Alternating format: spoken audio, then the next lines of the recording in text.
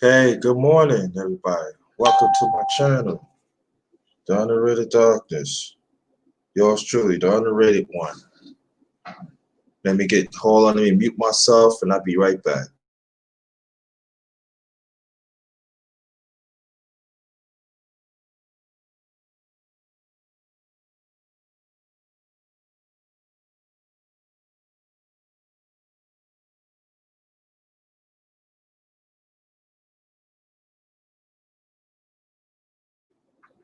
I'm back. Welcome to my channel again, The Underrated Darkness. Yours truly, the underrated one. Um, Not just chefing in the kitchen, I'll be chefing information. Also, I'm back. Welcome to my channel again. Um, we're gonna do another underrated man breakfast fellowship live. And everything. Wait for some more people to come in. I will put the link out in view. What's up, D Hodges? What's going on? What's going on with you, homie?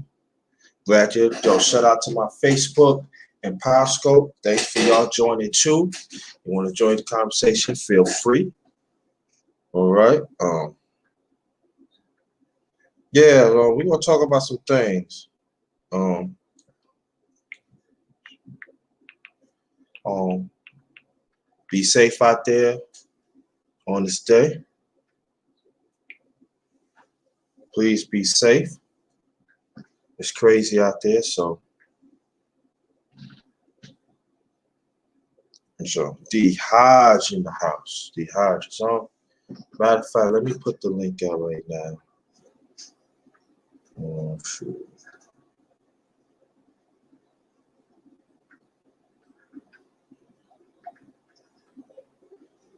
Now we're gonna talk about a few things. Ain't like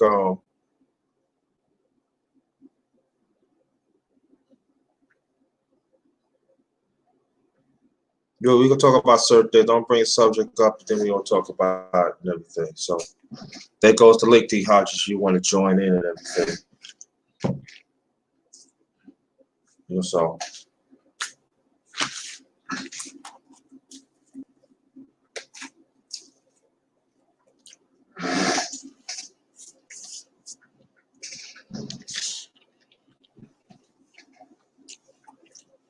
well, wait for some more people to come in. Hold on, let me get this off my mouth.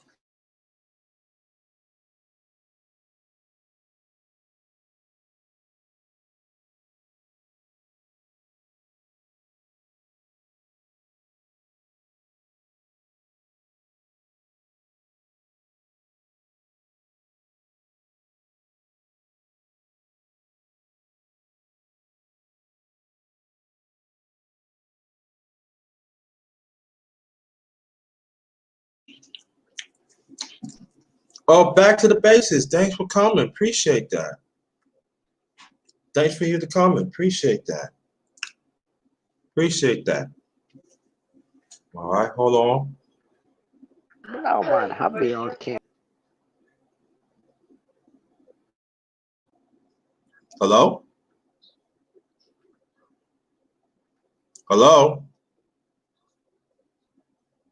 I can't hear you, D Hodges.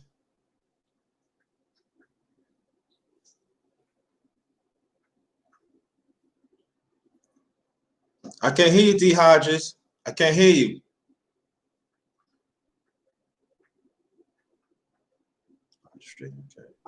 Hello? Oh, there you go. Okay. What's going on, bro? Oh, just chilling, man.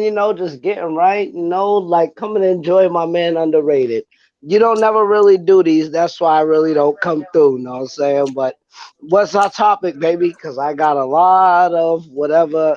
Unless it's about like that, like Muslim stuff and stuff like that, then I don't know. But other than that, world issues, we can kick it.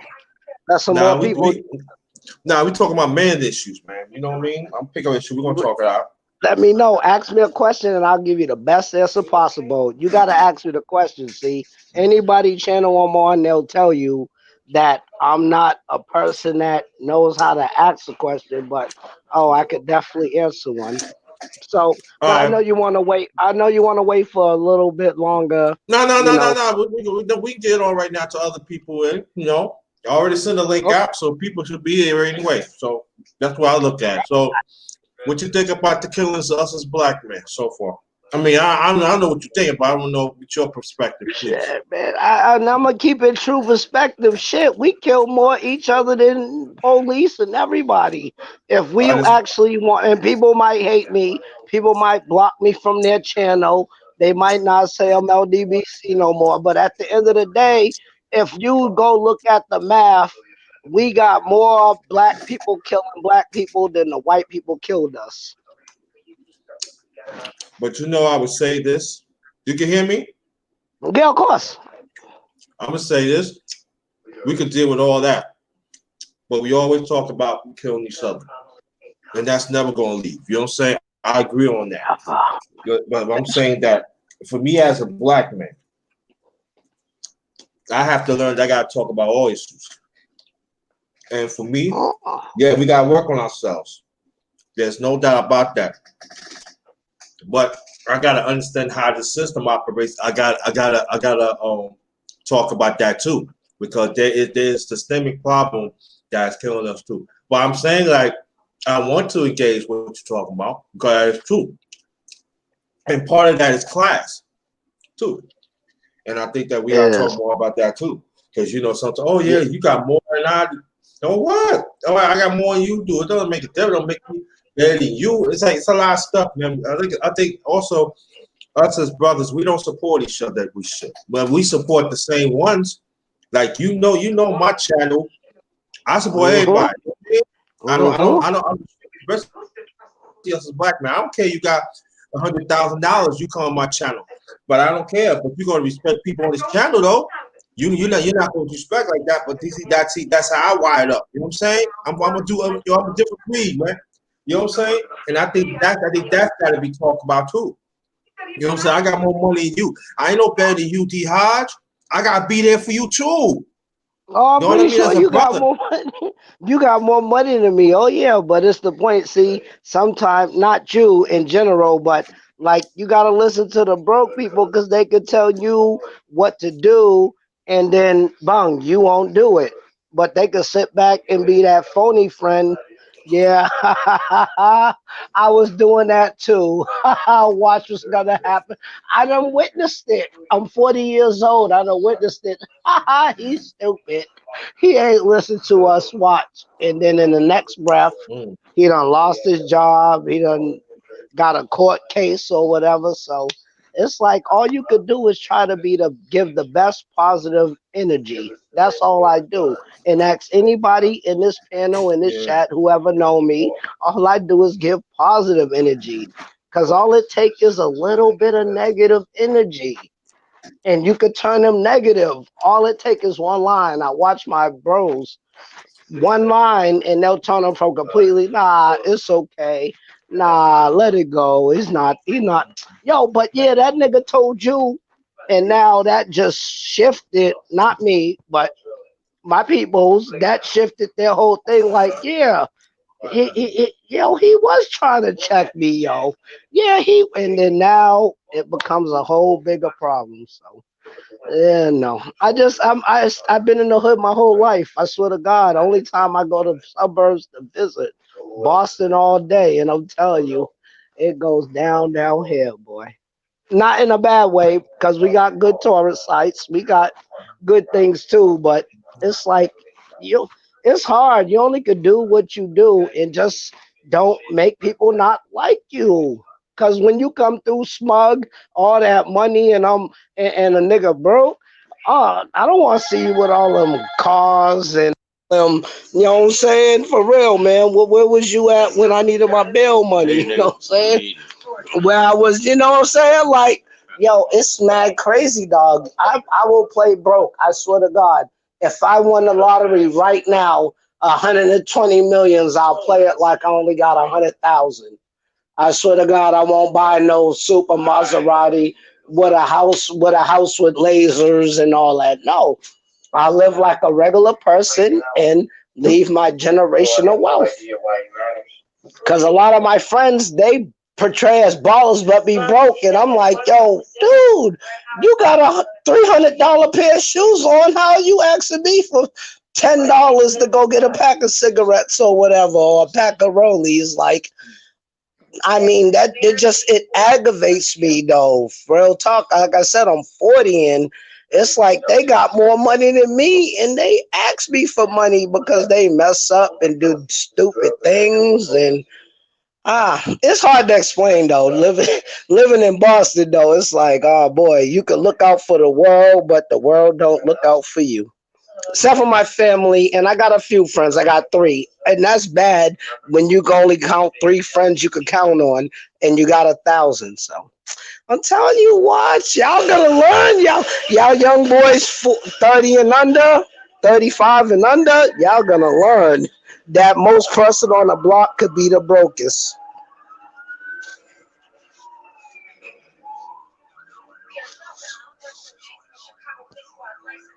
Where my people at? Nobody ain't jumping on. Is anybody here?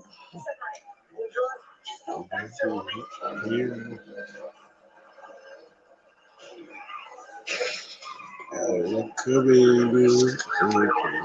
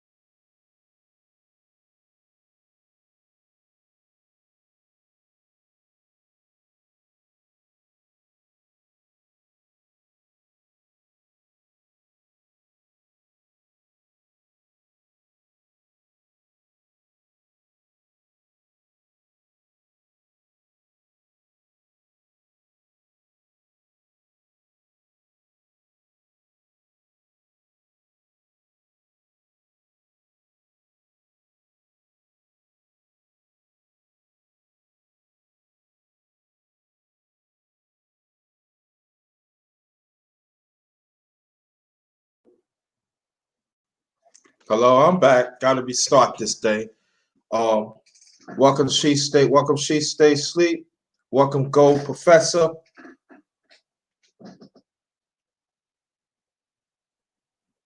Welcome Kane.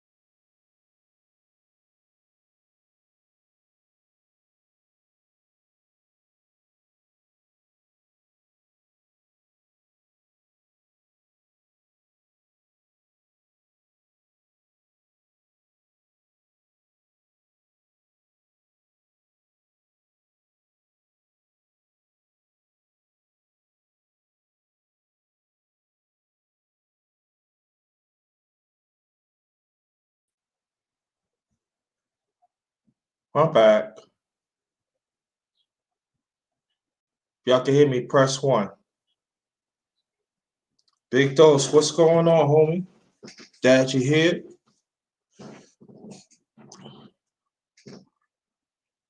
D Hodges, be there. Come back.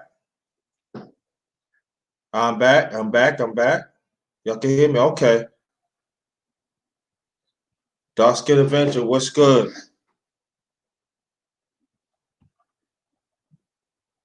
Can y'all start? Thanks for coming. Glad you're here. Let me see. Let me get the.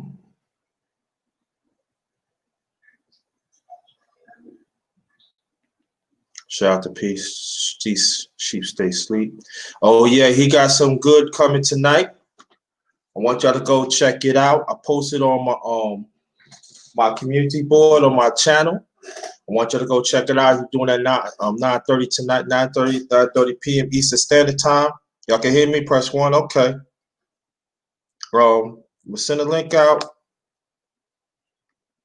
Bro, full thing.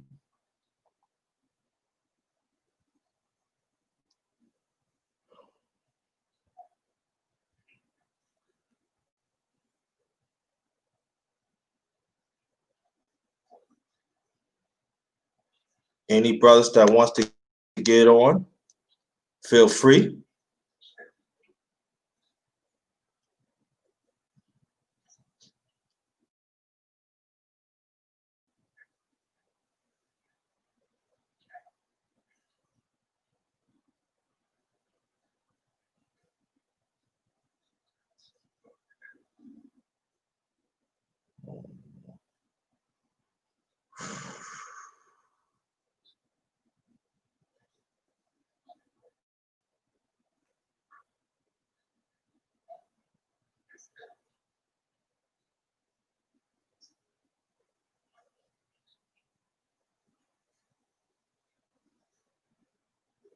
There's the link right there. Hold on 1 second. Man, what's up with this thing today? Okay. Anybody that wants to get on, feel free. Sorry for the inconvenience. Yeah, I want to talk to some things on the men. You know, you see these killers out here be happening. Brothers is not standing up for their masculinity and stuff.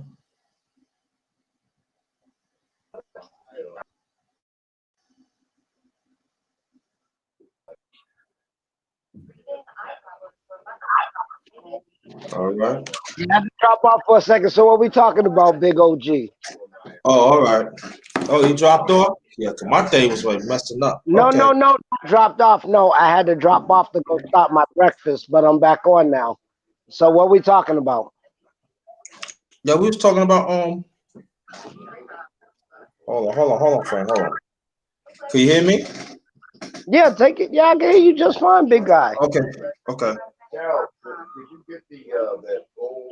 Um, so much noise in the back. Well, we was talking about the killings, and you said you was doing us as black men, we killing each other and stuff, Yeah, yeah, and we did talk about that, and and it's good. Mind's Eye, thanks for coming. Appreciate that. Thanks for coming. oh, Oh, I let me remember. get Okay, you. I remember now. I remember now though. But at the Yeah. end of the everybody kills each other. Russians, white people kill other white people. Spanish people kill other Spanish people. It don't matter. There is no such thing as racial harmony, in my opinion. Y'all can say what y'all want, but we all kill each other. Not each other, but like we kill from the same race. Dominicans got beef with Puerto Ricans. Haitians got beef with Jamaicans, and they're still black. Chinese got beef with Japanese, and they're still black. Germans still got beef with Russians, and they're still white. It, it's. I don't see what I mean. If they find a cure for it, then I will be so surprised. But am I lying, OG? Like no matter I what. know you're lying, but I want to stick to us men. That's what I want to stick to. I want to stick to us black men. This is a Yeah, men. we don't like each other. We hate when somebody get more money than us. We hate when somebody got a better car. We hate just because a person's kid. I got friends that hated on another person because his kids loved them. Like we find the smallest things to hate, bro. And I love my black people, and it's not me, but we could hate for the smallest thing just because you got that one pair of shoes that they had in the store. Like I love us, but we're petty. Real talk. Black people are petty, dog, and I'm black. You see my picture? I'm black as day. You know what I'm saying? But we're petty, though. We do not like to see nobody doing better than you. Not you in general, but like as soon as people like you can, like a woman can be doing well off Section 8, and a woman with a full house will still hate because she's getting Section 8, and she's paying for a house, but they got the same house, but she's paying about third less rent, whatever big number. She's paying way less rent. Like we got to stop hating on each other though, and once we can get that, I told you, I watch people hate over the smallest things because he had a PS4 and he didn't. Like, I mean, I'm not dogging my black people, but come on, man. Like, we don't like to see people doing better than you, especially if you know them. We don't mind if if it's like people we don't know. We could watch them be rich, but let somebody be next to you get rich. Not you in general, but us. I say us. I'm sorry. I'm gonna leave you alone. Us. Let him hit that hundred and something million. Oh, you're gonna start hating on him. Like we don't. Not everybody, but a majority. A Black. minority. That's a minority. Yeah, we don't like to see. People don't like to see not and yeah, anything, any race. You don't want to see nobody doing better than you. But black people got it the worst because at least the other people, besides the Spanish and the Mexicans, they're the only two.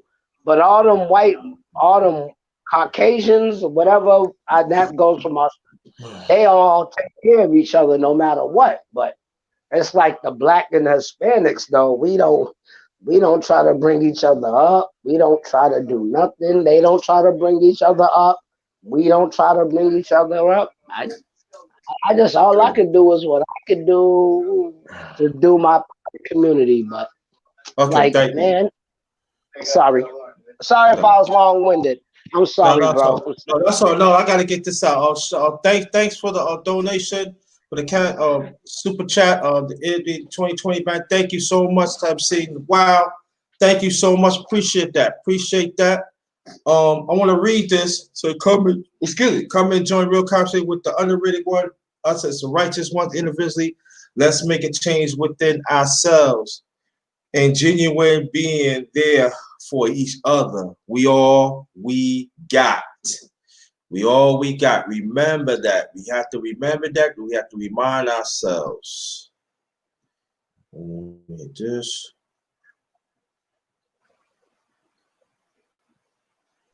But see, it's like I'm 40 years old, so it's like, man, I've been here since 1980, and I seen a little change, but it's like it ain't seem like by the time it changed, that's when my grandkid will be here. So I just Yeah. fall back and ride. All you gotta do, my advice to everybody in the chat, just fall back with the times and adapt. That's all I do. Just Yeah. adapt with the times. Okay. I appreciate that. Well, I'm gonna put my spin on it. Anybody that wants to join the panel, men, I'm talking about men. This is men shit. So I want the men to step, come on to the come if y'all want to. I would say this, that, and everything. It's cool what you're saying, and I get what you're saying. But at the same time, we gotta learn to go more deeper. What's really what's going on? We gotta think about the mindset. We gotta talk about the legislation of white supremacy. We gotta think about us as a people. How all of that. We just cannot pick and choose anymore. Pick any. We gotta stop picking certain conversations that we want to head up and everything. I'm just tired of seeing it. You know what I'm saying? Let's talk about all this and everything. And I know for me, as being a 54 black man, you know what I'm saying? It's time for us to talk up what we want. and it doesn't make it the wet age of black men that you are. And for me, I'm not going to keep on knocking the black people, knocking because we're not doing this, we're not doing that, we're not doing this, not doing that. But I would say this, that there is a deeper conversation that we don't want to have. Us as a black man, me included, I'm tired of that we being disfranchised of every level, and we don't want to talk about it because we want all sudden people we stepping on their necks and everything.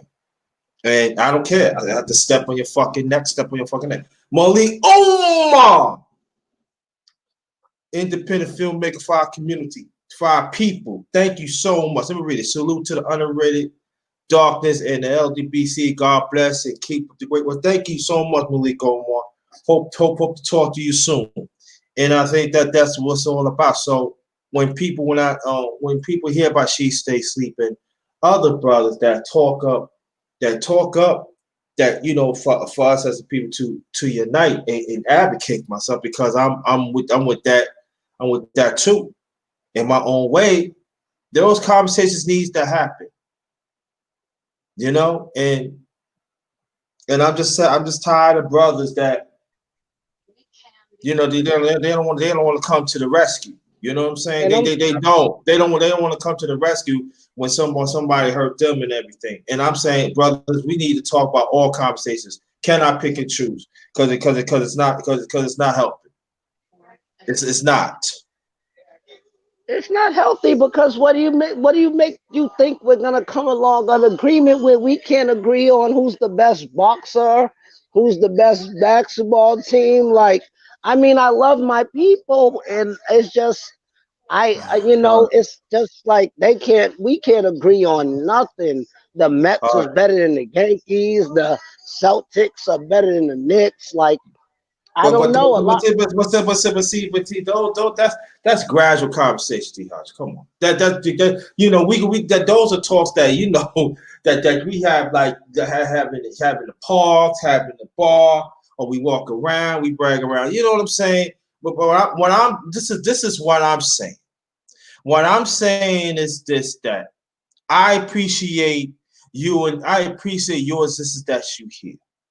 Let's start from there. I don't want to hit this. I'm keeping it real. Though I'm keeping it real right now. I don't want to hear no more. Us as black people, we killed each other. Us black people killed each other. Yeah, that is true.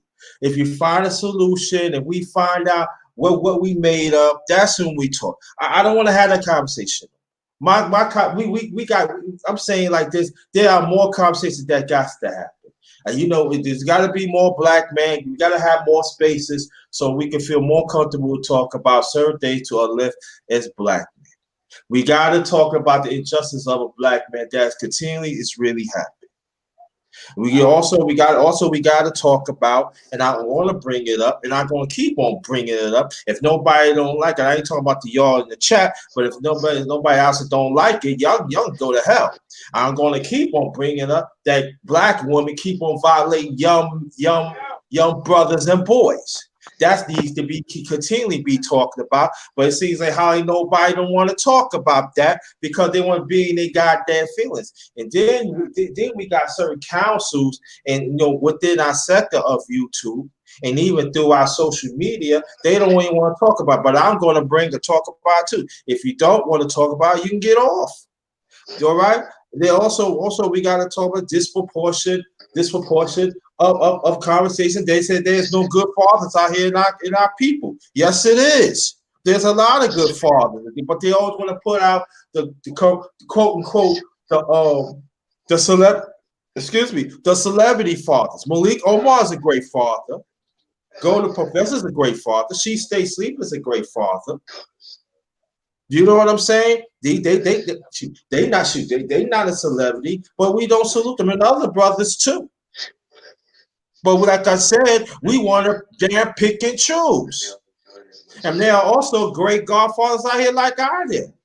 that take on other families, and then you got stepfathers out here. Why we don't want to talk about these? Why we want to talk about these men that actually stepping up and take care of their family? But they gonna say, "Oh, you supposed to do that." No, that's not true. It's hard. It's hard to be a black man in this world already. We getting slaughtered. Our conversation, they trying to limit our conversation as a black man. You got social, you got mainstream media want to dictate how we supposed to structure how we talk, how we do things. And the sad thing about it, our people that work in this media, I'm saying you know, they part of the poison. Let's talk about that. But we don't like to talk about stuff like that because people want to get in their goddamn feelings. I'm talking about men. Y'all want to get in your goddamn feelings. Y'all want to chase imaginary pussy or imaginary men down low up in the ass and all that, but you want to knock another black man down. I'm sick and tired of also I see the other brothers that have certain aboundings and they want to look down at other brothers like they ain't nothing, like quote unquote, like they conversation or they message is better than the other ones too. That's wrong too. Let's deal with that. Because us as a black man, that's why our brotherhood is in shambles right now. I feel I'm one of the few ones that talks about the brotherhood. That's all about the brotherhood. If we said that we love each other, we said we got each other back. Man, we gotta put some things on the side, man. We gotta put some things on the side because if some of us don't, I'm telling you, we gonna look at the next brother. We ain't gonna. I don't. They gonna say, "Well, I ain't gonna have it back because they knocked me down.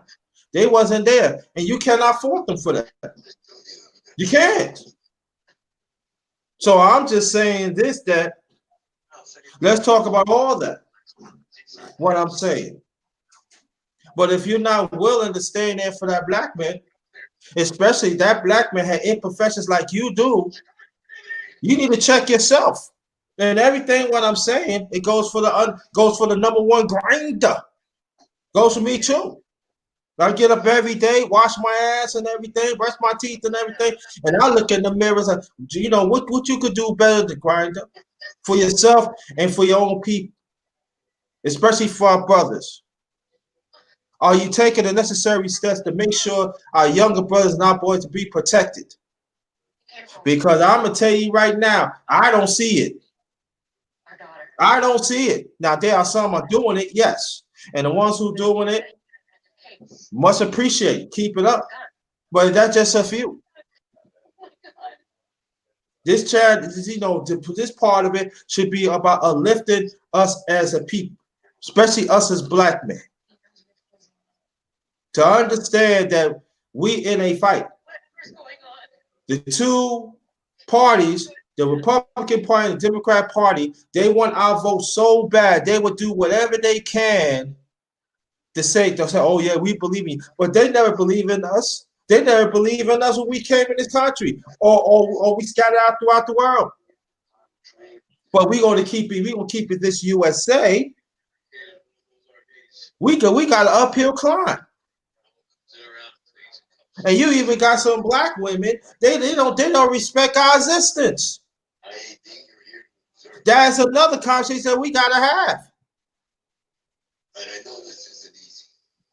So I said again, if y'all want to come up and let's discuss this with well and good. Let's go.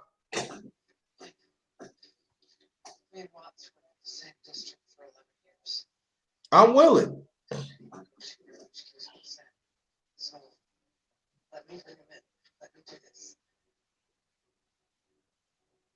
You can go, D. Hodges.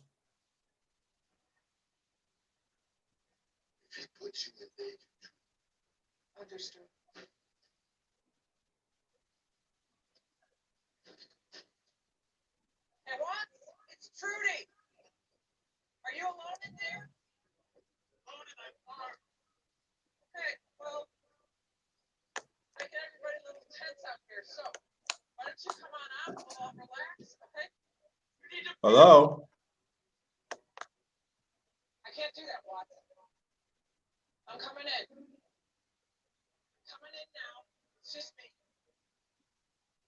Hold on, family.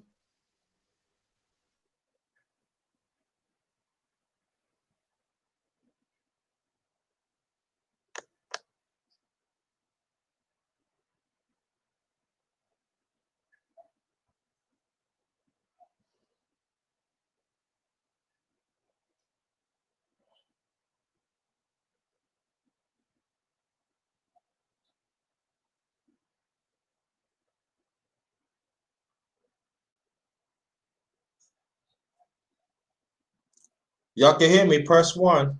Y'all can hear me, press one.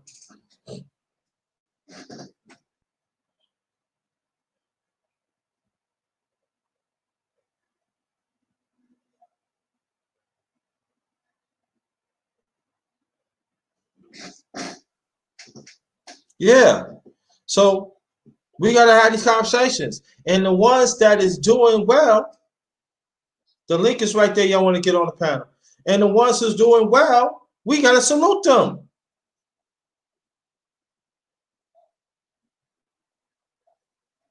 We gotta salute them.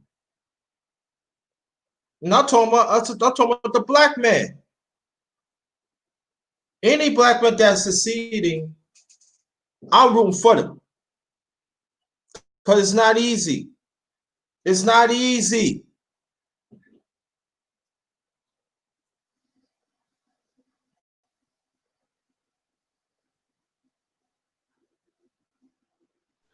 Had to leave for a minute. Had to go help Pop Dukes. You know, I'm a PCA for my dad, so slash cook and all that. Yeah, but yeah. So what was he talking about? Because I had to, you know. Well, I'm just gonna What say was certain things. Yeah, okay? I'm just saying certain things, but I'm gonna get off in a few minutes. Nobody will come to the panel. I'm getting off a few minutes. I'm just talking about what we need to do, man. I'm talking about what we need to do. We need to encourage each other more, man. We need to salute the ones that is have successful. It doesn't mean it have to be on got to be a lot. We have to be like the top level, but it can be small level too. We gotta support, man. We under attack, man. At the end of the day, if you can't support yourself, then you can't support nobody else. You I'm can't not have a saying you that, can't D Hard. I'm not no, I'm saying D saying you Hard. can't. No, I'm just saying a mental stable mind and tell a person what to do, and your mind is not stable. Not saying crazy, but some people give advice that they wouldn't do their self because their mind is unstable at the time. Hey, yo, yeah, my girl, example.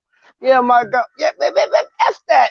And then if he wasn't feeling that way, it'd have been like, well, maybe she was sorry. Like, man, the human psyche is a and with black people it's crazy though, because I told you I know over a million. So it's like it's all crazy though, and I don't know. It just I try to figure out what to do because every time when I think I got it figured out, we just pull a guy Shanghai.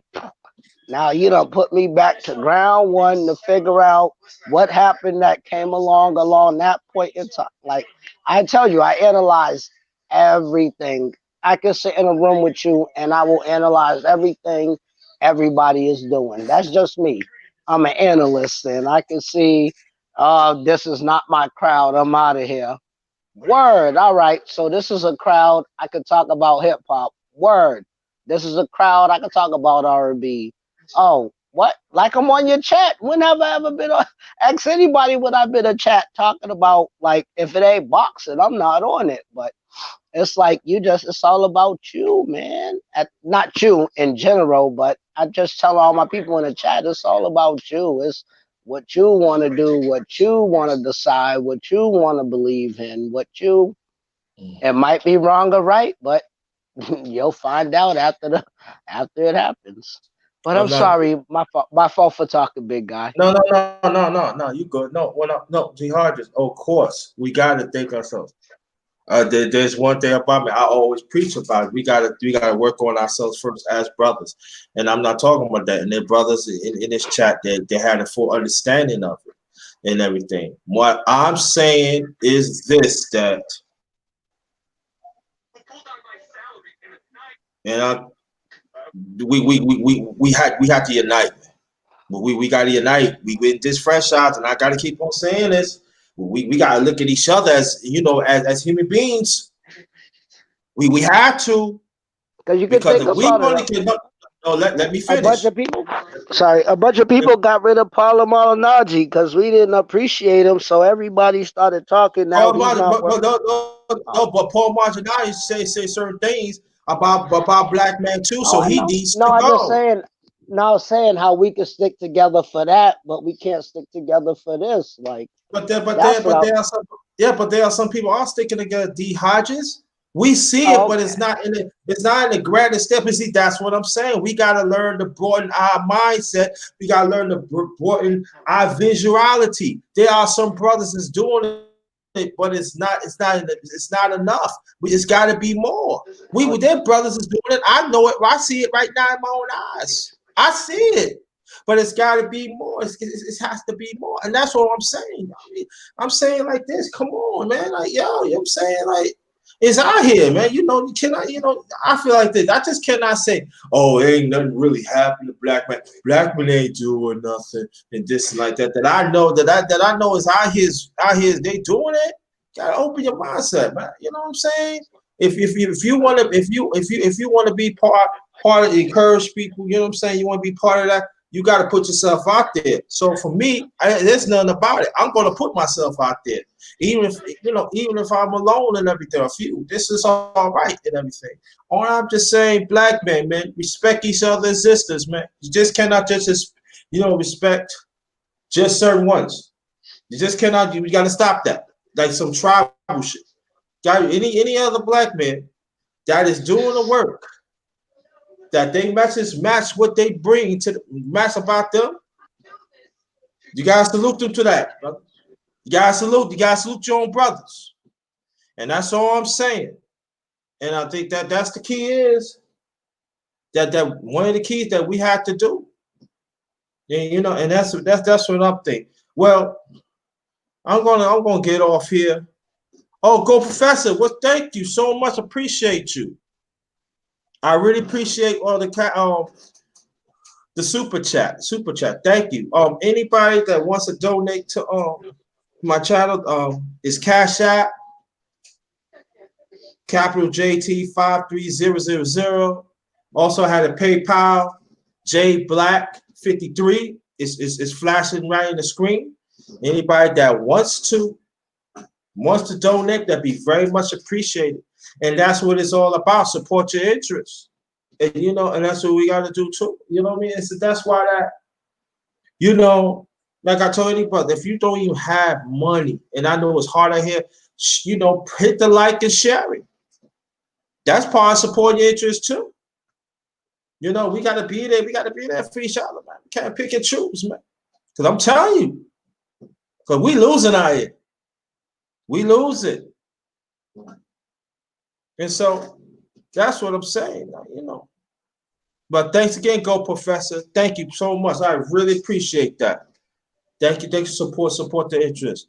And and uh and so see, I woke up this morning. I wasn't gonna do it. I set it up for today. I'm thinking about it. I wasn't gonna do it and everything. And because I was thinking about certain things, I want to rest. I know today is Labor Day. I know people want to get their eat on, spend time with family. Oh yeah, let me say this. Anybody that is traveling right now, let me know. If you travel to your safety or destination or you're on your way home, let me know. I will willing to stay on the line to make sure that you get home safe. Let me repeat it again. If anybody that is traveling, black man or black woman, doesn't make a difference. If you travel to your job or say to your destination, you know, or travel back home right now, let me know. We will stand here till you put your key in the door to make sure that you're safe. So anybody that wants to, anybody is, let me know right now. I don't think I'm being that long, but that's the key. So that's what I'll do. But again, tonight She Say Sleep got some powerful. I forgot the title, but it's on my community board. Go to my channel. I already posted, and let's listen. And also, um, hold up. Let me see. I'm gonna go to my channel because what I did some stuff this past weekend. All right, so and I'm gonna post those two in there.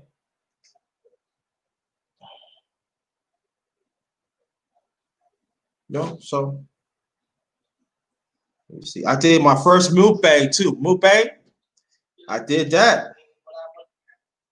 So I want y'all to check that out. This is past Saturday. You know,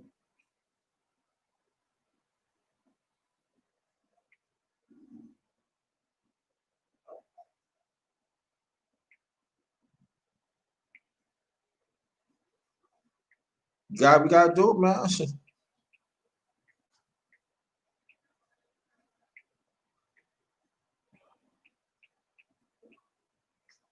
Hold on, fam. I'll type in this here so I could post that. I did this my first mukbang. I did it this past Saturday. All right, so let me post that.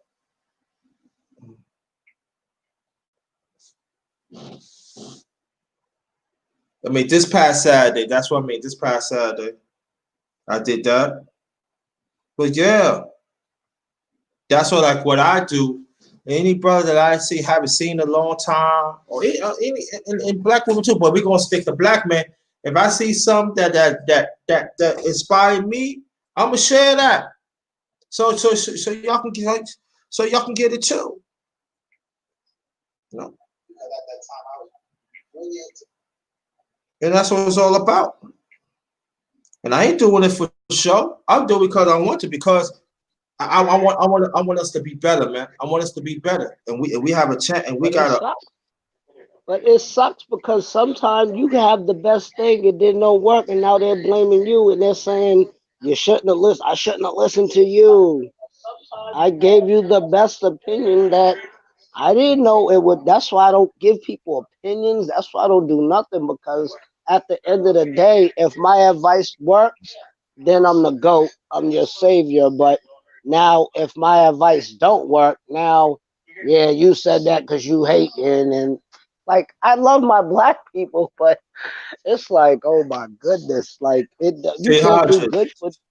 I'm Stay sorry, I'm hydrated. not being racist. I'm not being like that, No, but no, no, no, no, no, no, no, no, no. Don't sorry, say.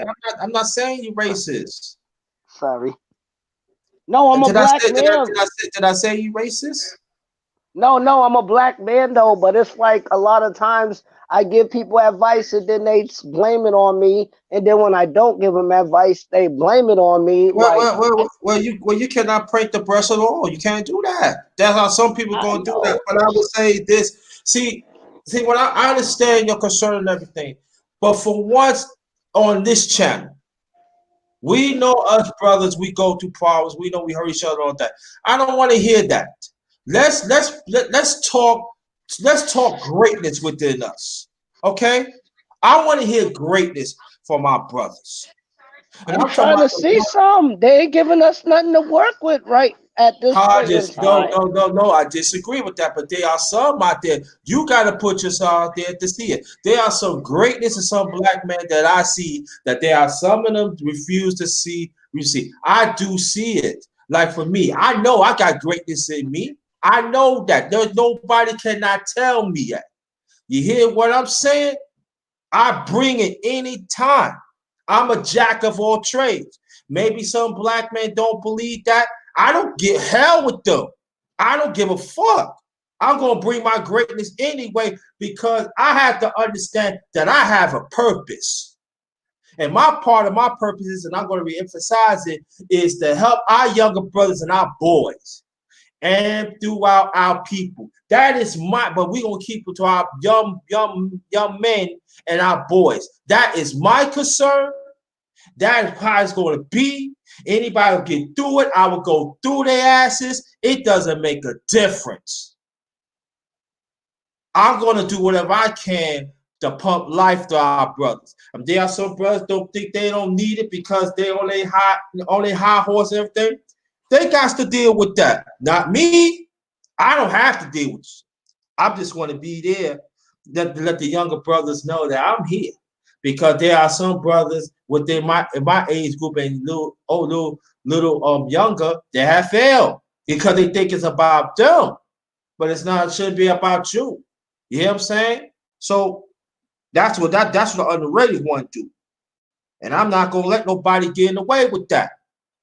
I'm not gonna let nobody go tell me that they don't love me and this and that. And I know I'm on this earth for a purpose. I don't care a black man. I don't care a black woman. I don't give a fuck. Cause I'm gonna go through you anyway. Because I know I'm important. I've been through a lot of things in my life, and I'm still here. I know there are quite a few brothers that did great things. They got caught up, and they not here. You hear what I'm saying? So I gotta throw them away because they make a little mistake here and there. You know what I'm saying? We got to learn to talk life into these brothers, man. We got to learn to talk life to each other, man. Cause I'm gonna tell you like this, man. Ain't gonna be white supremacy trying to make us a stink. We gonna make each other a stink, man. I'm trying to tell y'all, man. You better recognize the cipher. Better recognize the everyday cipher out this piece, man. Tell you. Know Man, what I mean? how many community centers we done had and everything else trying to help the young brothers. The young brothers think they know us more than us now. I be trying Dehydrate. to tell you, I'm just saying the young black brothers though, like they feel they know more than you. And I was chilling with your daddy. Like I'm just giving you you gotta think about the bad with these little young people, 21 Yeah. and under. I give it that. Once you get in the 20s, you get a little bit, but everybody like 25 and under, oh my God, they live so recklessly. And I'm not saying everybody, but you can't, they got to help yourself. Can't nobody help me. People told me to do many things many years. It Yeah. took me helping myself to help That's you. myself. That's you, Because you could, dehydrate. no, not me, but you could talk forever. Come on, how many after school programs and my people still grew up to be bangers? And these are my friends I grew up with.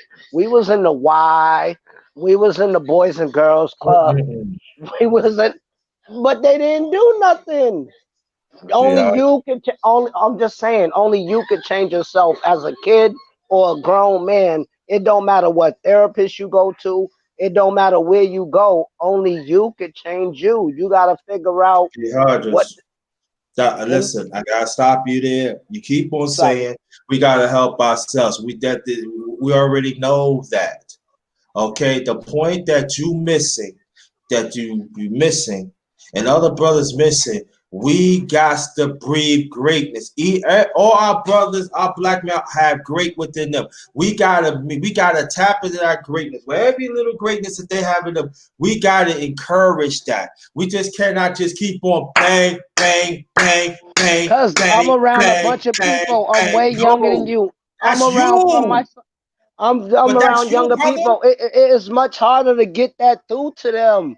I'm telling you, Yeah, I'm but around. I understand that, but I'm saying like whatever little greatness they had, you know what I'm saying? Like, I'm saying it's easy to say this person ain't no good. This person ain't listening. I know I know that, but I'm saying that if there's a glimpse, I know the people we are resilient people. We have shown throughout the world, and I'm talking about black men. You hear what I'm saying? If there's a glimpse that I see these young people have, I'm going to hop on that. I'm going to be the drilling. I'm going to do whatever they can because you know why? Because once upon a time, I was them. You hear what I'm saying? It should be about you, D. Hodges. It should not be It's about not about me, but it's one. about me It should be when I about it's one. about But I'm me. saying, but yeah, It's about me when I told them not to do it, and now they're getting out five, but 10 years later. that's just some. That's just a small percentage. But Of I'm saying me, the people I know. We're talking about the people I know and I mentored. I'm 40 years old. I mentor many kids. I'm from Norfolk Park. Many little kids, and I'm not even no after school program. People come talk to me, and I tell them not to do it, and they don't listen. And now I see them 5 years, well, you know and then what you they might. come back. Then they Okay. come back to me 5 years later, like, "Damn, D man, you told me not to do that." All I can do is Yeah, try to. So it's up to us. I listen. That's why I ain't been to jail since 1997, and that was DYS. And I'm 40. I ain't had a fight since '99 because I listened. Don't be out there being so tough. I listen to the older people. The ones that listen are doing well. It's the ones that don't listen to the older people, and we've been there and done that. Those are the ones that go downhill. It's all about if you Uh, listen to yeah, like, not even age, but sometimes I done schooled older people way older than me. It's all I'm, about listen. It's all about you gotta take in what they say, and either you agree with it, they made a good point, or they didn't. That's the difference of opinions, no matter the I, age. I say this. I'm not going to give up. Now, I gave out, some of our kids, I gave them information that don't get into this. And, they get into it. Sometimes it does happen. But it doesn't mean you give up on them. Now, if they give them No, something, they don't want it, that's a small percentage. That's on them. They got to live on that. As for me, I'm telling you, because once upon a time, I made underrated one. I made mistakes in my life. Excuse me, and it could have been fatal.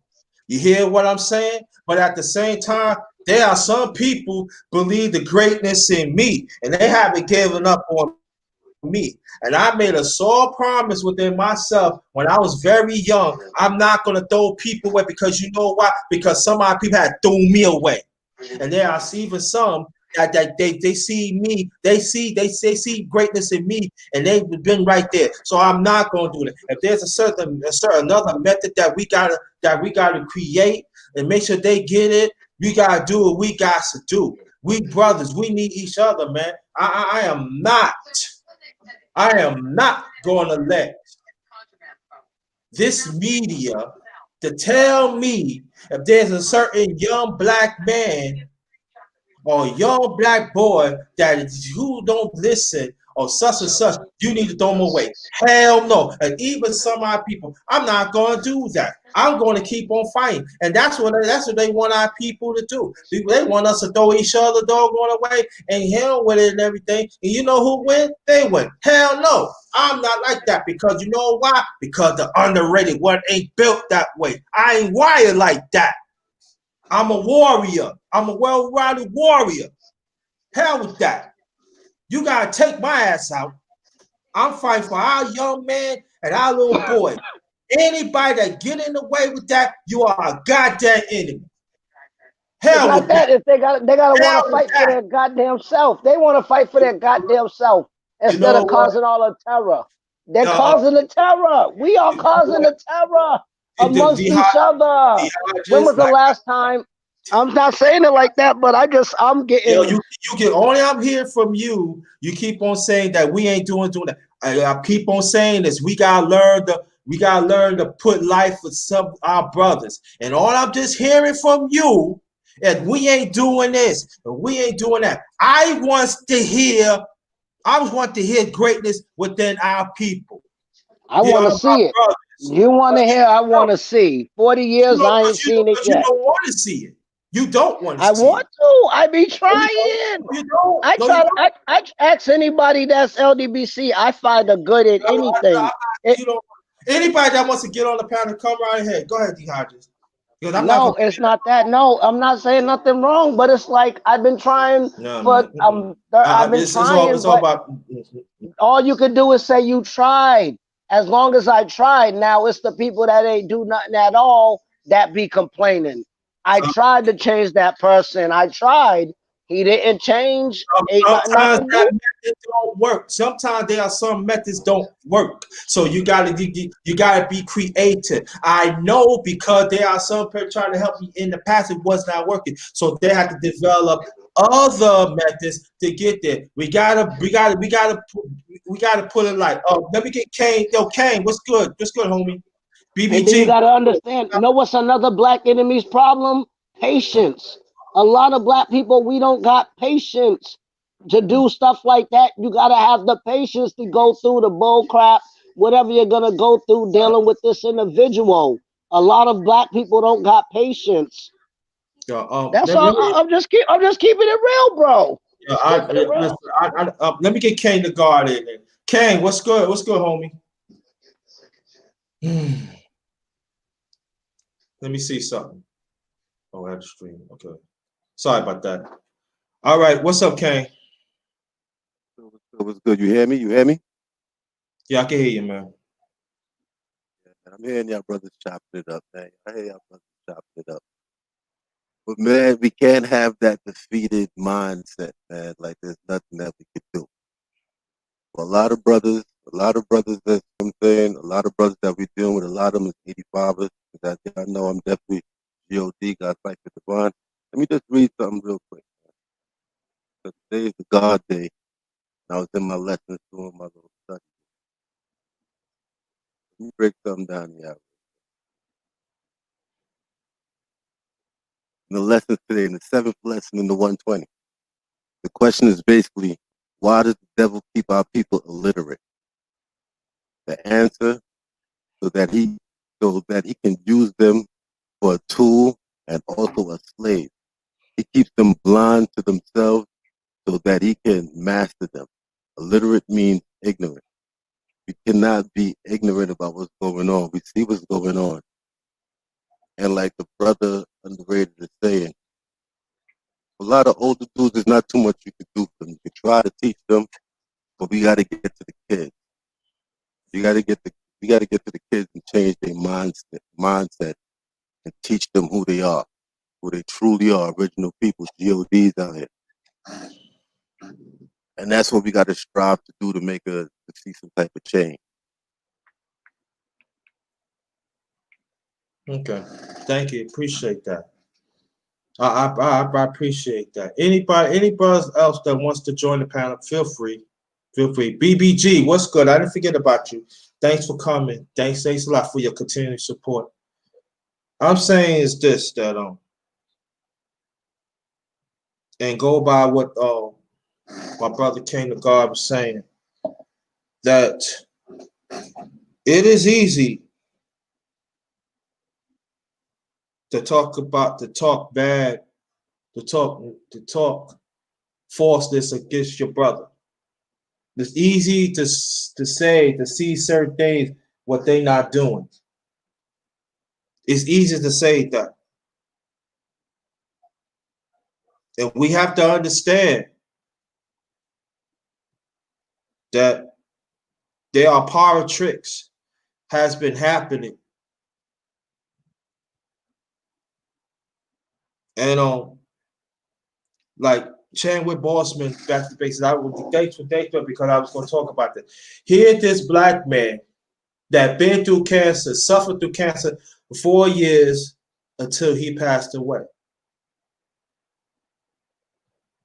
Okay? There are black men has made enormous contributions in this world, has passed.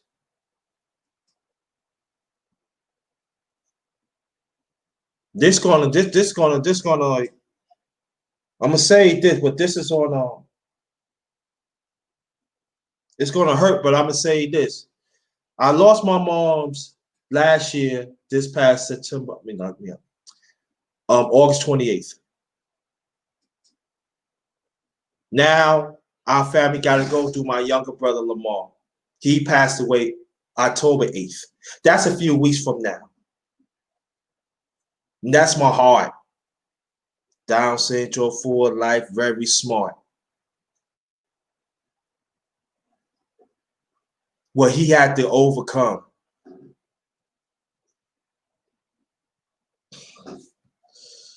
Underrated, come, get into it, come on, you can do it. The disrespect, how this world treated him.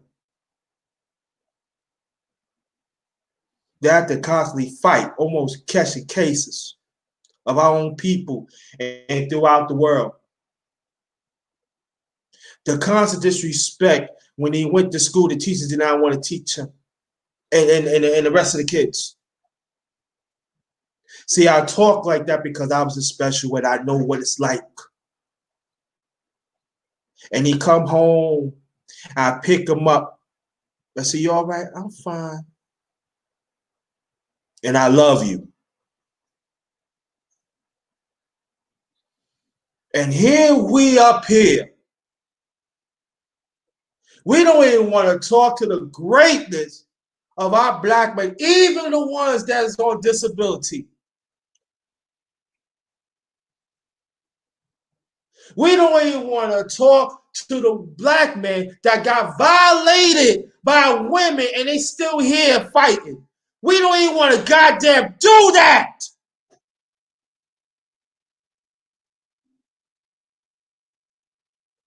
We don't even want to respect for a black man that comes from nothing into something and still, excuse me, is still fighting to keep the family together. We don't even want to salute that.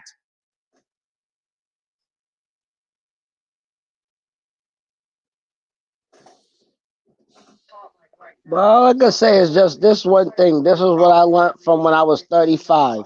I was homeless for a whole complete year. White people helped me more than my own people.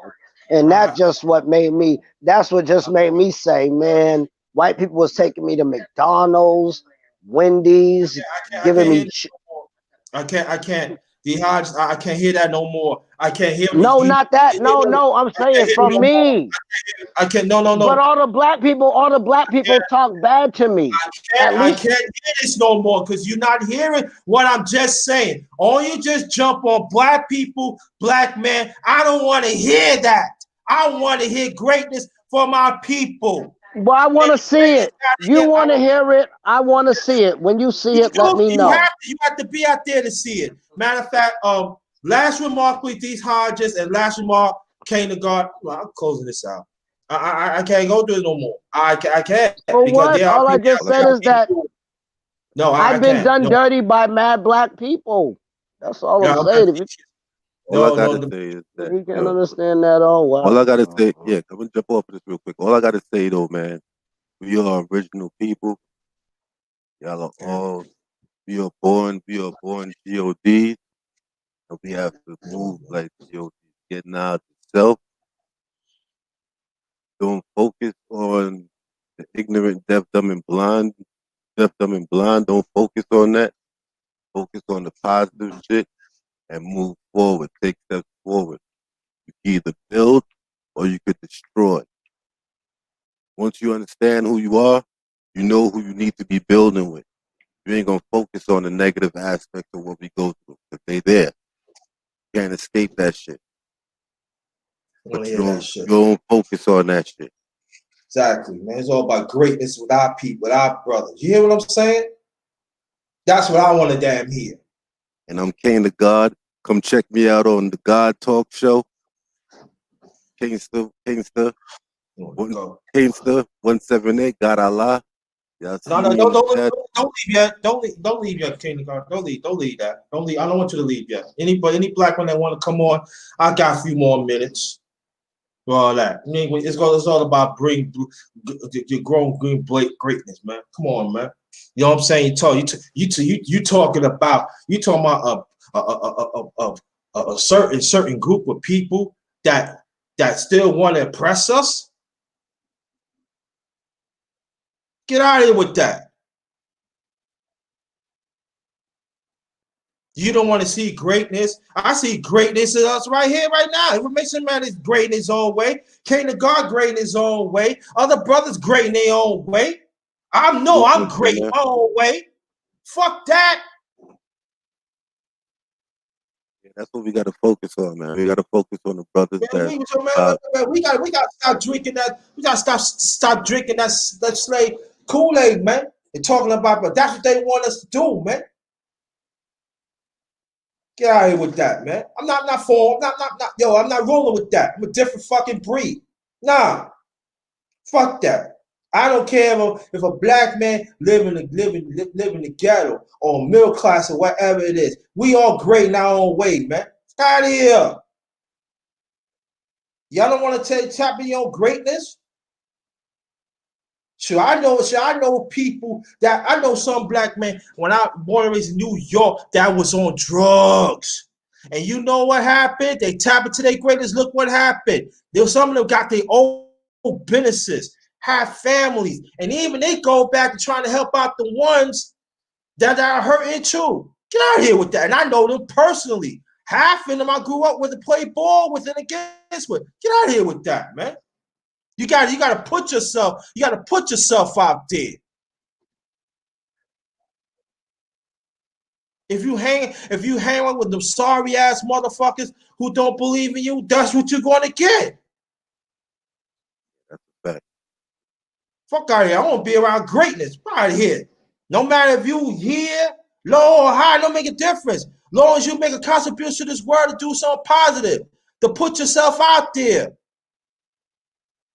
Shit, you think the times when I do this podcast or something, you think I be feeling okay? Most at times I don't feel okay. But I do it because I know there's a bigger purpose to that. I gotta help somebody.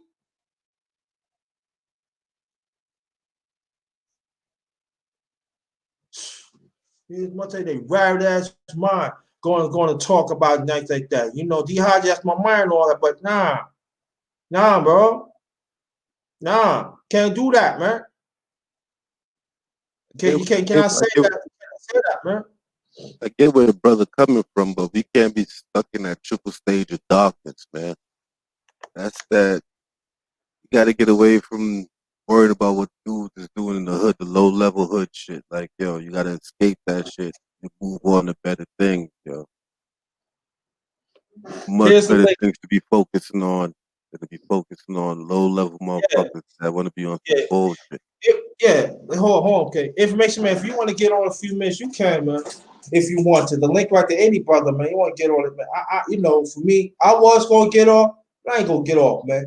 That greatness, man. Well, that's what we got, man.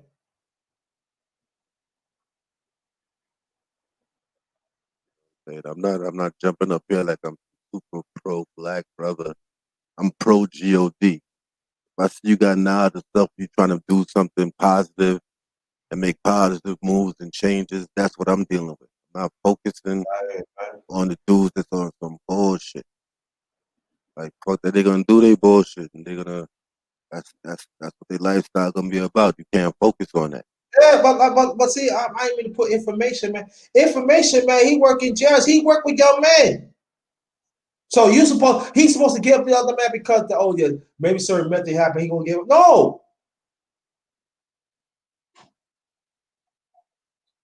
Nah, you gotta teach. You gotta teach these And dudes who want to learn. Right, I built his channel. He talked about success stories of some of these black men, young black men. Also, but he don't count, right? Get the fuck out of here, man. Get out of here with that. I mess with information, man. Salute information, man. He got a lot of information that he can give brothers. And then he had to come home because I can imagine. I'm not trying to say that I know his life, but I can imagine he had to come home and think about, damn, do he get the picture?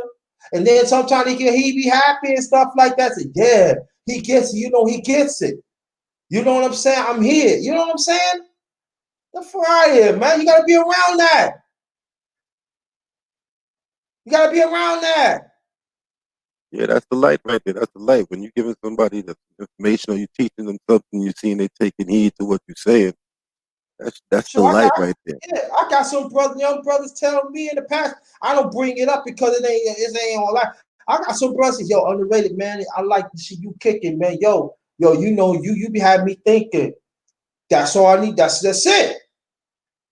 Yeah, that's all I want to hear. If I could teach you something, you take heed to it, and it changes something. That's something good.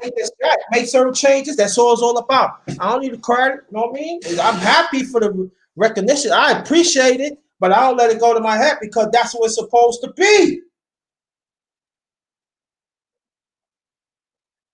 Out here with that, man. And it's the sad thing about it. It be brothers be within our age group. So some young ones see that like, I ain't fooling this nigga. I ain't, you know what I mean? And I can't blame him. How could blame somebody like don't respect your own existence and you gonna talk bad about so what? That's what I'm saying, man. Like I said for a little while ago, I was there. There are some that throw me away, but like I said, there are some that have been there, stepped up because they see my greatness, and I'm here to talk about it, man. Tired, man. Tired of the nonsense, man. All I'm just saying, man, we gotta go. Us as black men, we gotta develop more spaces, man. So even I tell some black men, if you feel that what you saying is not being noticed, create that space, man. Make yourself known positively. People gonna come. Some ain't gonna come. They got to deal with that. They got to handle that. Don't worry about it. But let yourself know, man, that you got greatness within yourself, man. Tap into that, man. You're gonna be all right. Just keep consistently keep on growing. It's gonna be some lumps, it's gonna be some bumps here and there. It's fine. That's part of life. But you great in your own way. Do not let no woman or any in this world tell you not great in your own way. Hell with that. You don't let them take your greatness away from you. You are great in your own way. You are powerful. You intelligent. You jack of all trades, black men. And I'm talking to younger black men out here and the boys. You are great. Yeah, you gotta strip yourself of the programming, man. You gotta strip yourself of programming and reprogram yourself, man. You can't go out there and deal with what's in focus on what society is telling you who you are. You have to be who you are. Gain that knowledge of self. Every day you learn something new. Knowledge is infinite.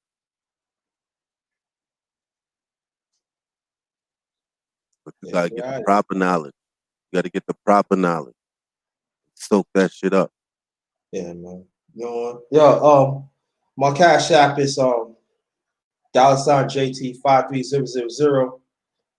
And also I have PayPal is all cap JT Black 53. Anybody that want to donate to that, that'd be greatly appreciated. Yeah, back to the basics, right? Yeah, information, man. Thanks for coming. No.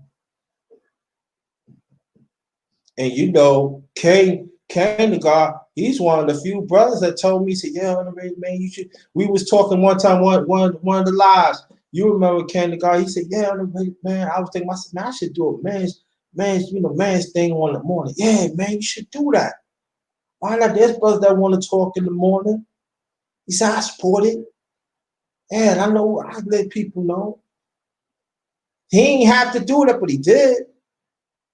And I don't want to, man, I don't know, man. Man, told her, I don't want to. Nah, just do it, man. In the morning time, brothers want to hear that. And that's what I did it, man. You know what I'm saying? I do, man. So this was all about, man. Look at he here right now supporting. And even other blacks in here, other black men supporting. And in Queens, thank you so much for supporting this. Thank you so much. I really appreciate that. No, I'm not gonna do it all the time, but I'm gonna do it sometimes. Like I said, I'm gonna make my presence felt. Trust and believe. And Yeah, but Underrated, I got a few things I gotta do. I just want to jump. yeah. I'm ready to get off anyway. Say your last remarks, and I'm closing this out anyway, man. Yeah, man. Like I was saying, man, I want to come get that knowledge of self, understand who the true and living is, who the original man is. God, God Cypher Divine, black man. I'm all about teaching. I ain't no preacher. I'm a teacher. All information, check man. Me out. Come check me out on Kingston 178 God Allah. Come check out the God Talk Show. And that's all I got for y'all right now. Peace. Peace, y'all. Peace, God.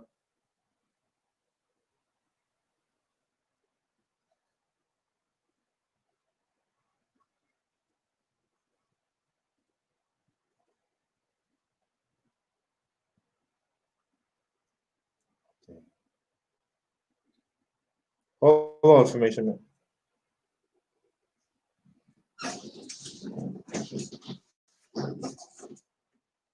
Hello? All right, What's information, man. up, man? Can you hear me? What's, Can you hear me yes, now? sir. Yes, sir. Hey, man. Let me just say this, man. I like the way you handled that situation.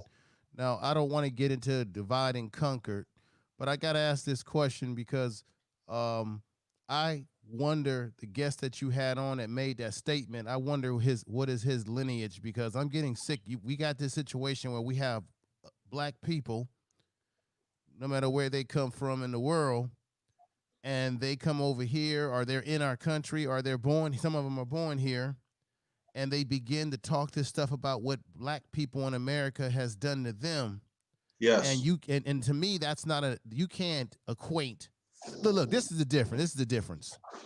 There's a thing called prejudice and there's something called racism.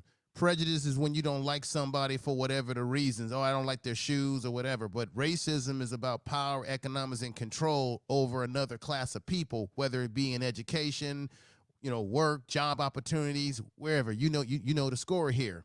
And so, Mm, of course, there's always going to be black people who may hate on one another because of jealousy, but a lot of that hate or that prejudice comes out of the fact that the system has got us so out of whack to the point that we will even fight each other, and that's exactly what he just said is exactly what the system wants black people to do.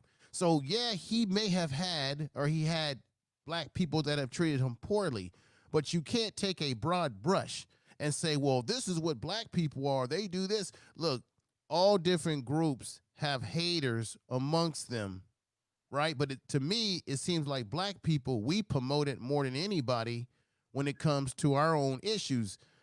But I just can't. I just don't want to listen to that nonsense because that's the narrative that they want painted out there. Okay, have I had black people that haven't treated me well growing up? Yes. Do I say the majority of them have? Hell no. I've actually have had more white people do me dirty. And usually the black people that do you dirty, those usually tend to be the buck dancers, right? The ones that are trying to get the cornbread and the favor of yeah. the other Shoes. society. So Yeah, we get shoe those shine black, boys. yeah, you get shoe shot. So you've always had, and this is how they divide and conquer us, and you know this. They've always devised a system in which you have house Negroes and you have field Negroes. And to be these house Negroes that be the one that try to mess with the field Negro. And then you grow up and you say, well, black people, and that's exactly what they wanted. We have to understand the construct of the type Mm, of, even on my job, man, and this is why this is a lesson to everyone should hear this lesson. Don't get caught up in people's physical appearances. What do I mean by that? When I grew up, it always appeared like the most conscious brothers were the ones that wore the locks and the red, white, and green medallions, right? And I got one like that at my own place of employment, right? Don't mm, be fooled by that because it's been my experience, and that's just my experience, that some of the folks that rock like that, they're some of the biggest sellouts. I got one at my job. He rocks like that, and he's the biggest sellout. Tried to throw me under the bus. Now, I look at it as that's that black person who fits under that C word, you know what word I'm talking about, okay? mm, But I don't use what that individual did to try to do to me to say this is why I got a problem with my people. No, that's that individual. And guess what? He meets the whole classic that I'm talking about. He's a sellout at work. He does everything to get favor. And mm. so do black people do that to each other on jobs? Yes, we do in some cases. And it's a shame. But I'm not, because of that, I'm still not going to paint this narrative in the manner that the brother painted it. I didn't like that because I see where that's going. Yeah, you can hear me? Yeah, I can hear you just fine, man. Okay, it just for me is that that's why sometimes like I don't like to do men's panels. I'm being honest with you because Mm, we mm-hmm. don't want to talk to each other greatness, man. Now, be critique, yes,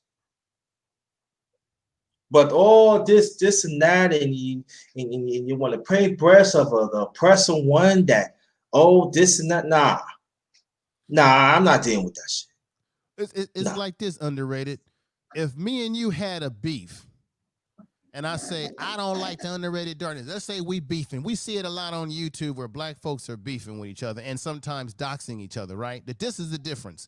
I might have a beef with you and say I don't like you, and I can go and talk about you and all those sort of things, which would be wrong. But the difference is that when a white person is directing their hate on us, oh, they got all type of avenues that they can utilize to hurt you, meaning they can keep you out of education, they can keep you out of housing, they can do all sort of institutionalized systemic racism. Black people don't even have the ability to put that type of institutionalized discrimination on each other. We basically just will dislike each other, hate on each other, but that's actually playing into the system. So I don't hate the brother you had on the panel. I just didn't like what he was saying because that's the narrative that we need to get away from. See, that's what. No, I don't hate him either. I don't hate him either. But this is before I tell you what I did this past Saturday. It just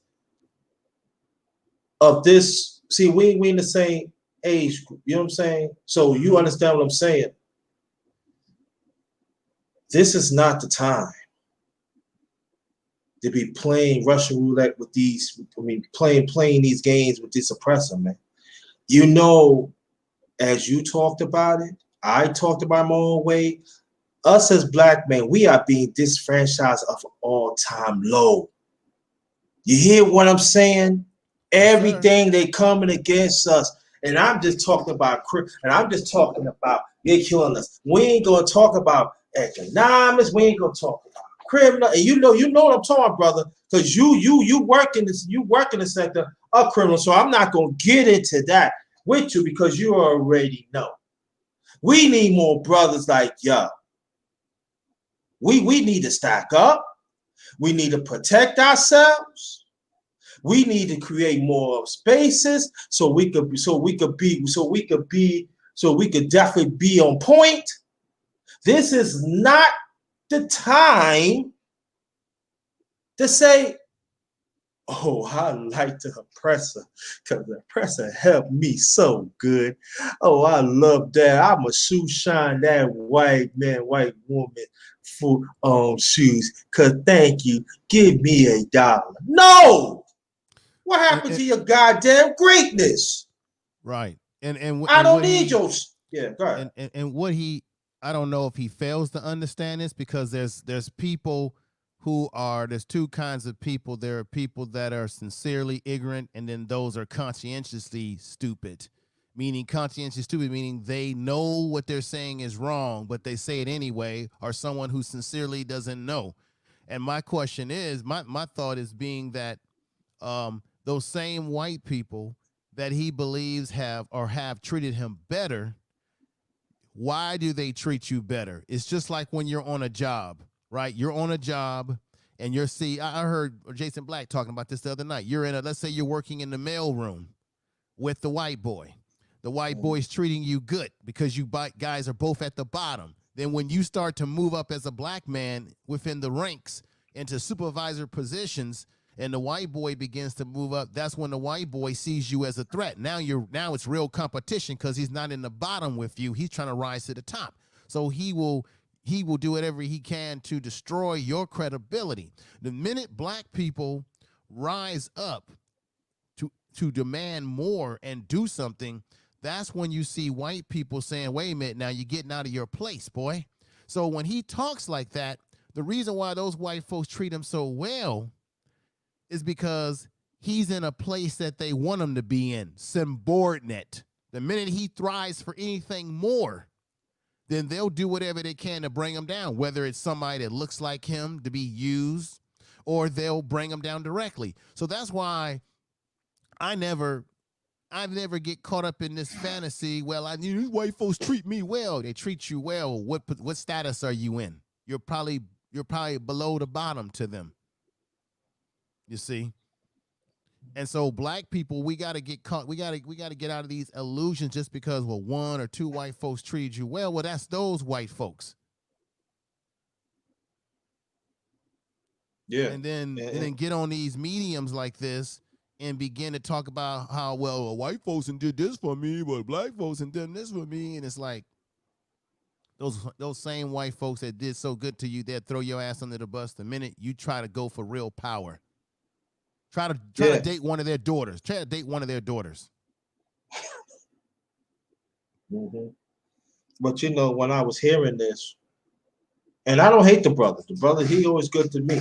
You know, he been supporting when he can, and he been on the panel a few times. And so I'm not talking about the brother, but when I was hearing this information, man, you know what I'm saying? I was like, bro. And I said, now, you heard what I said when you came. I said, yo, let's talk in life. Let's breathe greatness to our brothers. And you still want to keep on going on and on and on. It's a you problem, not a me problem. Right. That's what it comes down to it. And you're absolutely right. We just need to focus on us as a people and I think highlight. And that's what we don't do, I think, enough of on these mediums.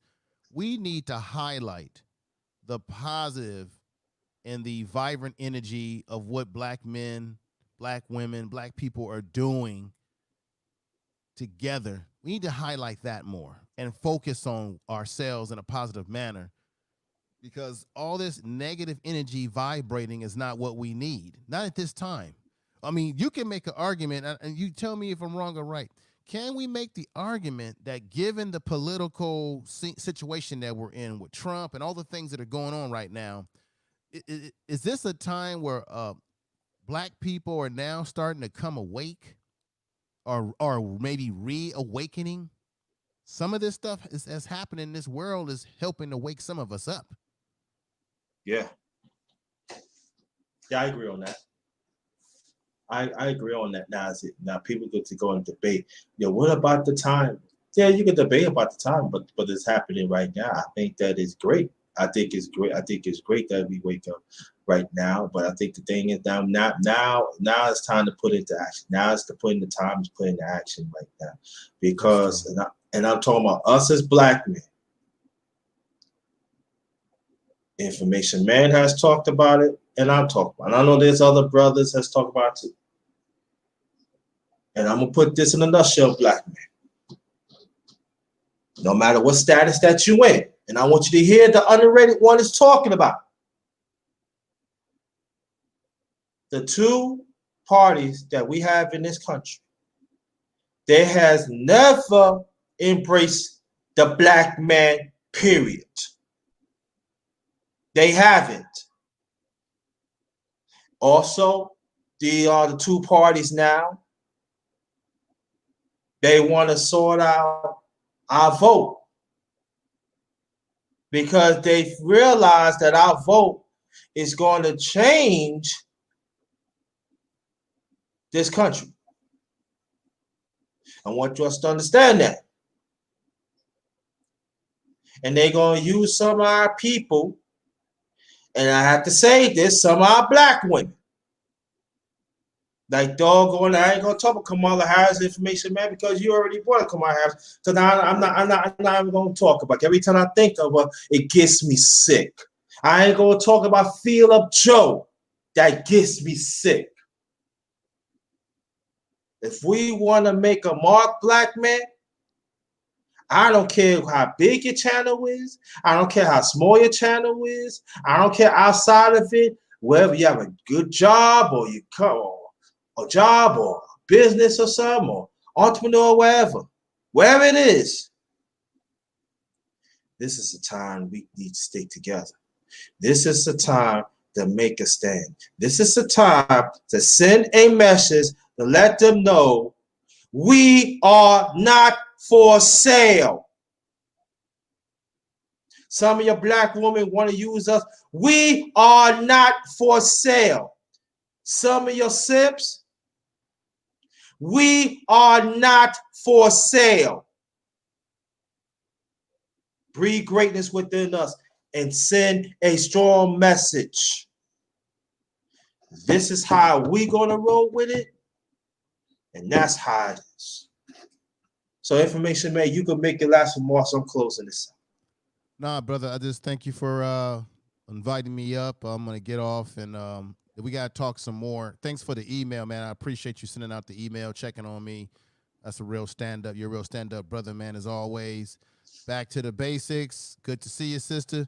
Back to the basics. I'm gonna send you an email because I need to talk to you more about the stuff you sent. We need to get into that discussion. Let me just say this. You know, I think what we're having, I think this is a healthy criticism. I don't hate the brother. I think the brother I don't hate him either. He needs to come back to your channel and talk more and express himself. But I think at the time that we're in right now, where you're seeing black people coming together, black men, black women, we're now attacking issues around reparations. We're attacking issues around unity. We're attacking issues around what's happened to us. Look, we got more black men. We got the Daniel Pruitt situation. We got stuff going on in Los Angeles. We got black men being killed. So this is not a time, I think, for us to be having discussions at this state in time about, well, you know, black folks did me wrong. We all got our stories to tell. Yes, we've all got a story. But right now, it's time to be on one accord because we can't change what has happened in the past. We can only go forward in what we need to do today. And I'm telling you, to the brother that was on, I'll unify with you, but we got to be on the same accord as to what's best for black people. This is another thing, Underrated Darkness, I'm sick of. Get out of this ideology called people of color. Because when something happens to black people, black men or black women, and you have these Uncle Tom black politicians and people on television saying, well, people of color, black and brown. First of all, when you use that term, you're now including, let's see, all the other ethnic groups. And the last time I checked, brother, Underrated Darkness, who are the main individuals being shot and killed by cops that you hear every time you turn around? Do you hear Asian people? When's the last time an Asian man has had a bag put around his head, a spit mask, and had his head pushed to the ground? When's the last time an Asian man has been shot? Let's see. When is the last time we've seen these other groups catching hell like us? I don't know. I don't know. I don't know. I can't think of it. Catching hell like us. So therefore, we got to get when we're talking about our issues, we have to be very specific. Instead of all of this, well, you know, people of color. No. They called us people. You know, there was a time when they called us people of color, and it really meant black, right? Right. Now, this is all a part of this intersectionality, all of this rainbow bright that they're pushing on us. Oh, we're all the same. Check this out, man. There's an article, there's a situation in New Orleans where you have a woman who's Vietnamese. She represents a highly black community in New Orleans. I don't know why black folks put her in office, and she's the one that made these statements about black people with fried chicken and all this other stuff. Now, yeah, I remember that. She's apologizing. Right, that came out, right? And then, so if we're all the same, why are our women going to these Korean-owned hair salons and being treated poorly by these people if we're all people of color, right? And check this out, too. And I found this on Twitter, and I put this on my Twitter page. Do you know, remember I was saying, well, we talked about this before, black people have so much economic power, we can drive these Korean-owned hair salons and beauty shops or whatever out of business. Do you know that they're having a crisis right now, Underrated?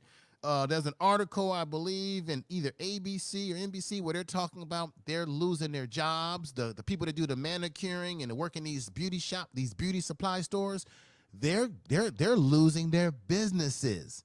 This is the best time for black folks to get back into control of the hair industry at a time when they're suffering right now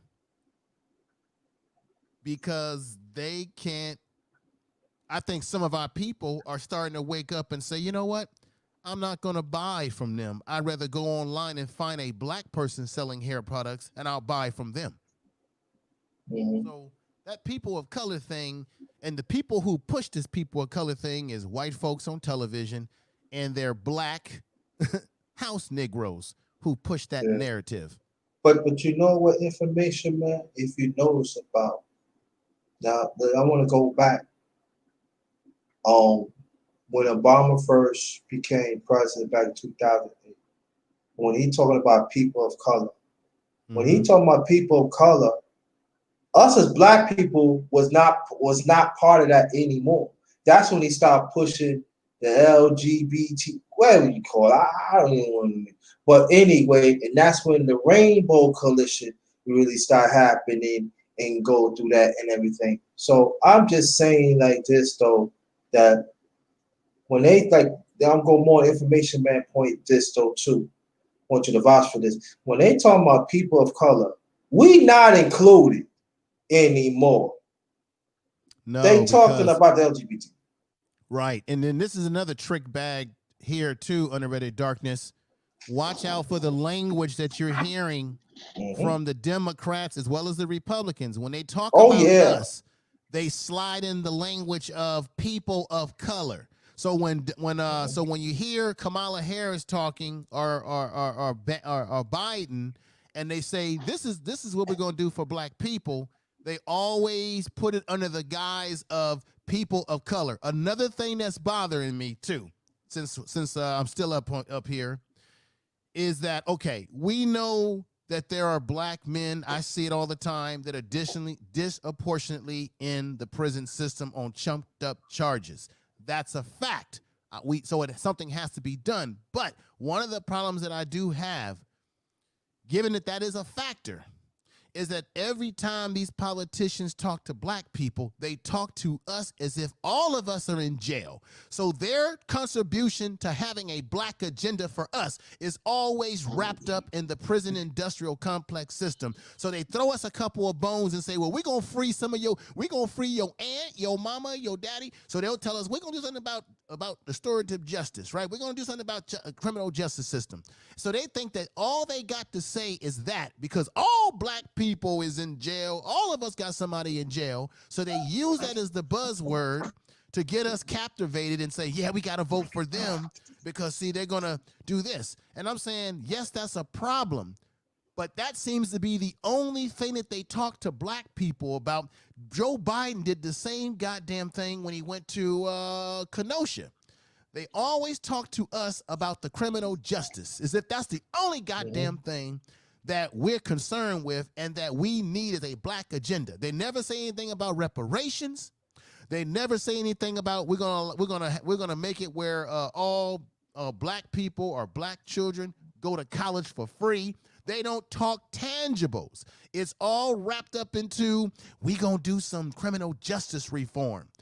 I'm gonna tell you something, brother. The criminal justice system can't be reformed. I'm going to tell you why. They've been doing this for years, and you old enough to know this. Because how can you reform a system when you got a crooked judge, you got crooked lawyers, you got crooked cops, crooked correctional officers, you got white supremacists that have infiltrated all law enforcement agencies, not only in uniform, but in administrative positions. So as long as you've got those individuals in there and they're not talking about getting rid of these crooked police, hell, there was even a judge, JT, who was sending black men to private prisons that he had investments in off of chumped up charges, right? So if you don't fix that problem, if you don't get these white supremacists out of the system, which I don't believe is going to happen because that's part of their culture, then you can talk all the prison reform you want. It still doesn't change the fact that you've got racist, crooked police on the streets arresting black men disproportionately. So you may want to fix the system and say, okay, we're going to make sure they get out of jail sooner than later, so they say. But what difference does it make if you're not dealing with the crooked police on the ground? Yeah, and going more on your point, and I'm going back and it happened in New York, but I know it happened throughout this country too. I remember when Philip Joe signed the help sign that bill back in '94, and I'm talking about New York, especially in upstate New York. That's when they start building private prisons, and majority and all these private prisons was in the white community up in upstate New York. And let me tell you something. Once upon a time, and I believe it's still happening right now, there are a lot of white supremacists and KKK.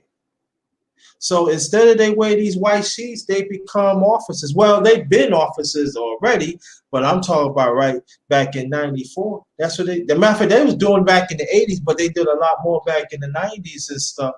So Right. That's the you reason know, why. That's why the prison systems are packed up with our people. It's what happens at the ground level. For example, in Los Angeles, California, as I speak, they've been doing research on this. Do you know that the sheriff's department in the county of Los Angeles, the county, has been infiltrated for years by white supremacist gangs. So they've got yeah, people working in the sheriff's, and guess what? So the so-called people of color and our so-called allies. Do you know quite a few of these individuals that are part of this are from the Latino community, which have not been good to black people in Los Angeles, that are members of the sheriff's department, and they are a part of this police gang. They got tattoos, the whole 9 yard, and they go out and do harm to black people. So yeah, that's why people have to understand this.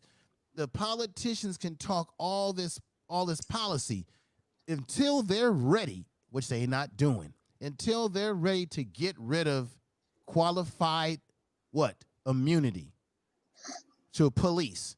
And the reason why they have that is because the Congress has done nothing to change the policy. Joe Biden's been a damn congressman for 47 years. almost 50 years, bro. Yeah, the Democrats have been a big majority of the Congress for years. If they really gave a damn about what's happening to black people as it relates to criminal justice system, they would have done something to get rid of qualified immunity a long time ago. Why did it take the death of another black man all these years after for them to start talking this talk, right? And so it doesn't mean anything when they're not doing anything to the ground level, period. Because it's still not going to change racist police from arresting and chumping up charges on black men. Yeah, but you know what? And go more on your point information, man. Now we talk about politics for years, have we? Mm-hmm. Yes, sir. We had broke down the government, have we? Yes, sir. Okay, now I want people to connect this, and I want you to get into an information, man. We ain't gonna talk about the Republican Party because we already know what they all about. We're gonna talk about this doggone hypocrite Democratic Party. Brothers and sisters in this chat and outside, do you know who is the head? Is the head person that runs the Democratic Party, the chairman, is Hispanic.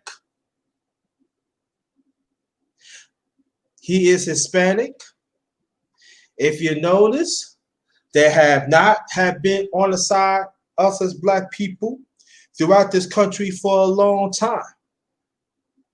And if you think about it, there is a congresswoman in New York. She's young.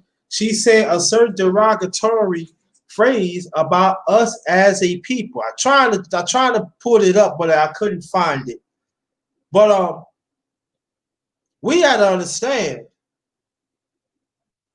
for a long time, they are racist, had adopted white supremacist policy. So to come and find out throughout the years, we're on our own. And we have to understand this too. They just use us as a checkerboard. But we refuse to play chess. And these black women, when y'all want your spot for the Democratic Party for years and years and years, and you know what they give you. I got to say this, brother, and I want you to go into that. They give y'all Kamala Harris and baby. And y'all should be happy with that.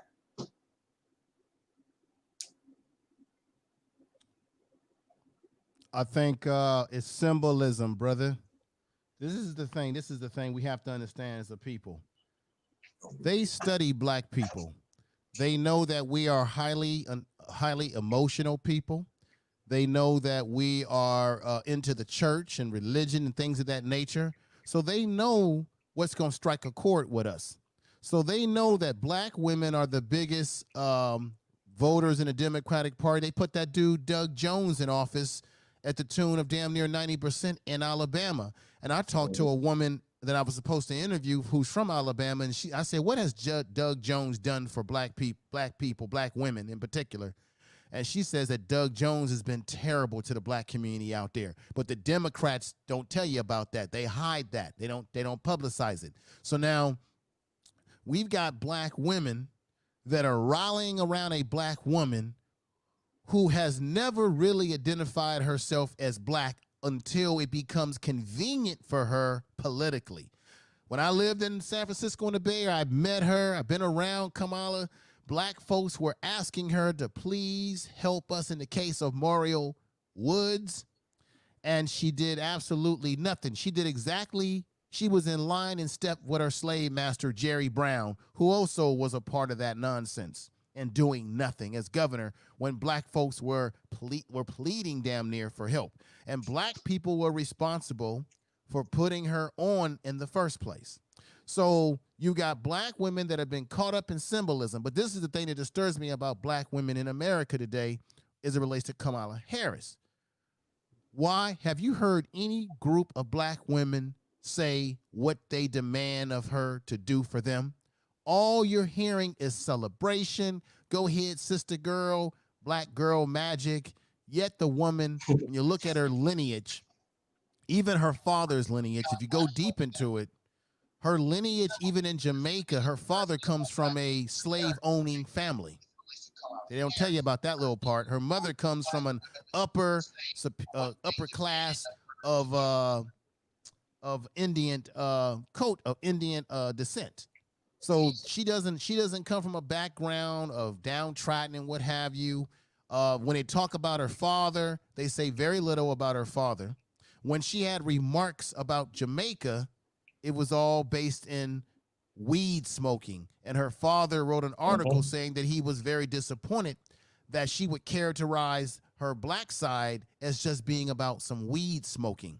So when she so proudly talks about the Indian side, but yet the black side is about let's smoke a blunt.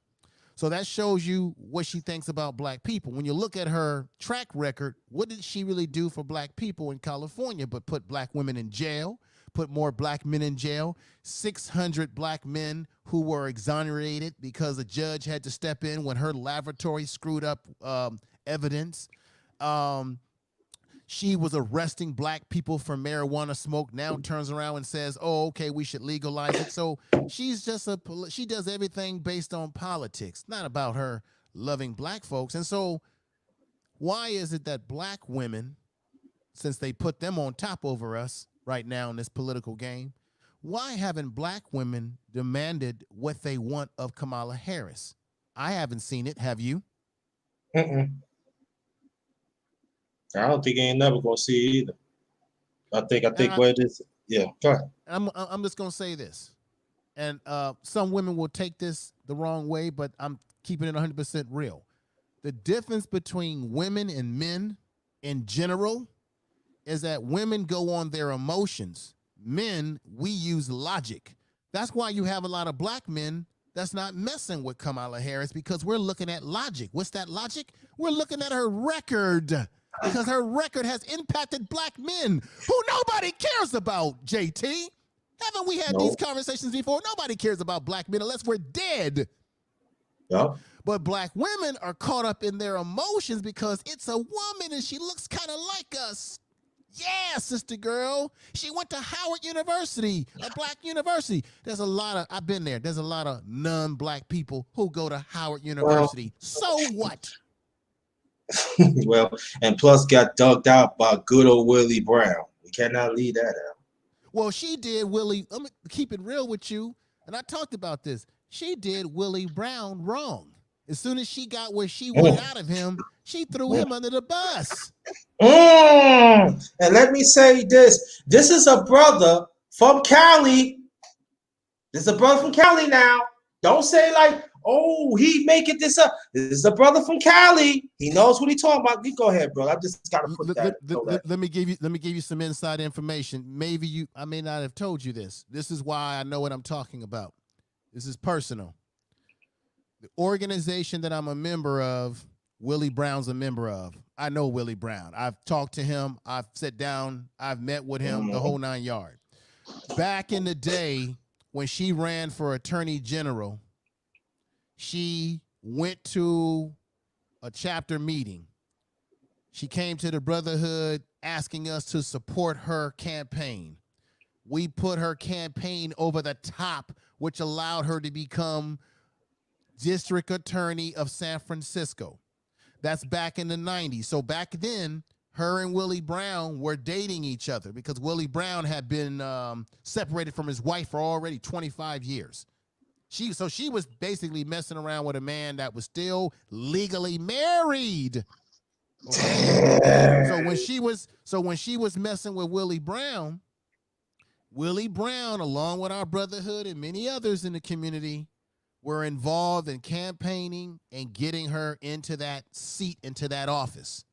And then she used Willie Brown, right? They had whatever relationship, and as she was moving up the ladder, and she was starting to surpass Willie Brown in her political aspirations, that's when she cut Willie Brown loose. Willie Brown in the article said that she began to suffer ties with him. And every time they were asking her questions about Willie Brown when she ran for president primary, she kept trying to run away from the question. So basically, Willie Brown became an albatross around her neck. She didn't want to talk about Willie Brown anymore. She was trying to run away from him. Then she got into these notions about, well, he can't control me anymore. He can't this and that.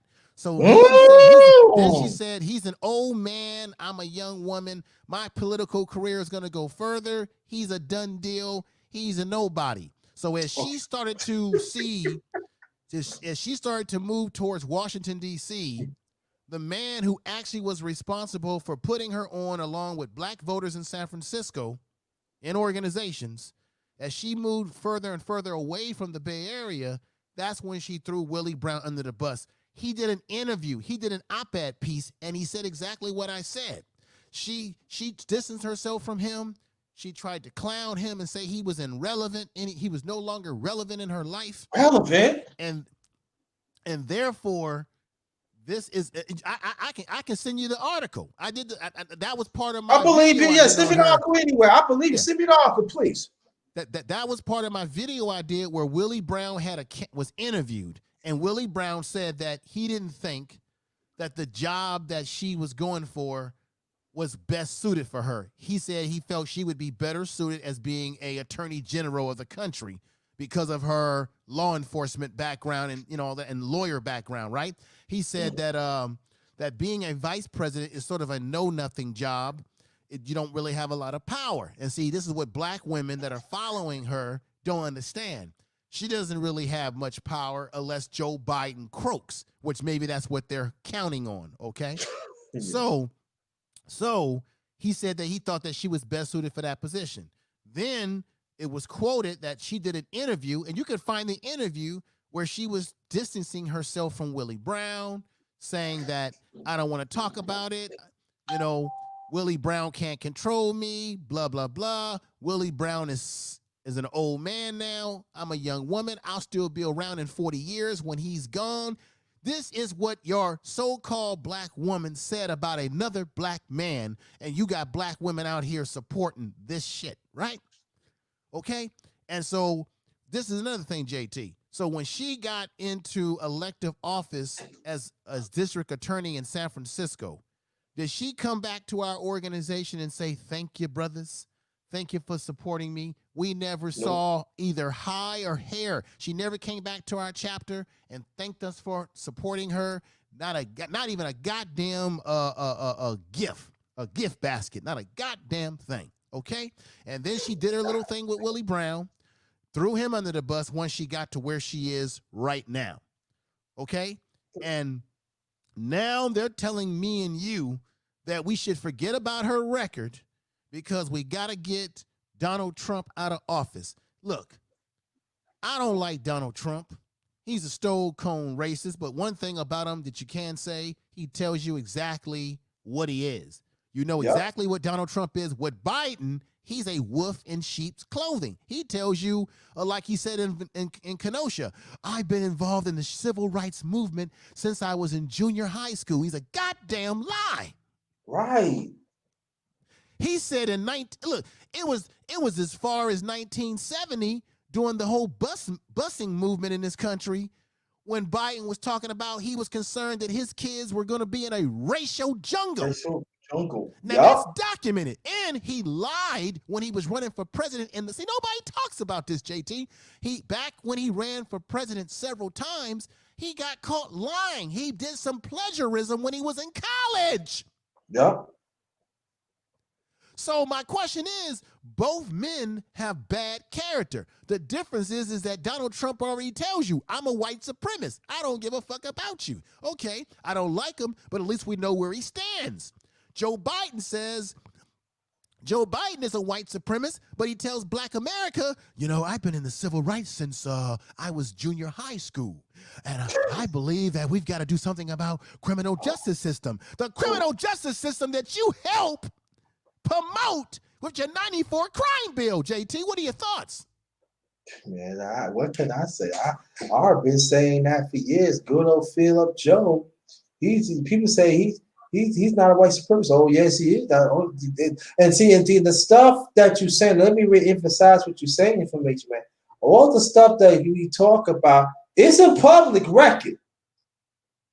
Yeah, because I know there's somebody out there that's going to listen to this and be talking about, he a goddamn lie, info lying. There he go with that high perfidy. And I'm gonna give you one thing too.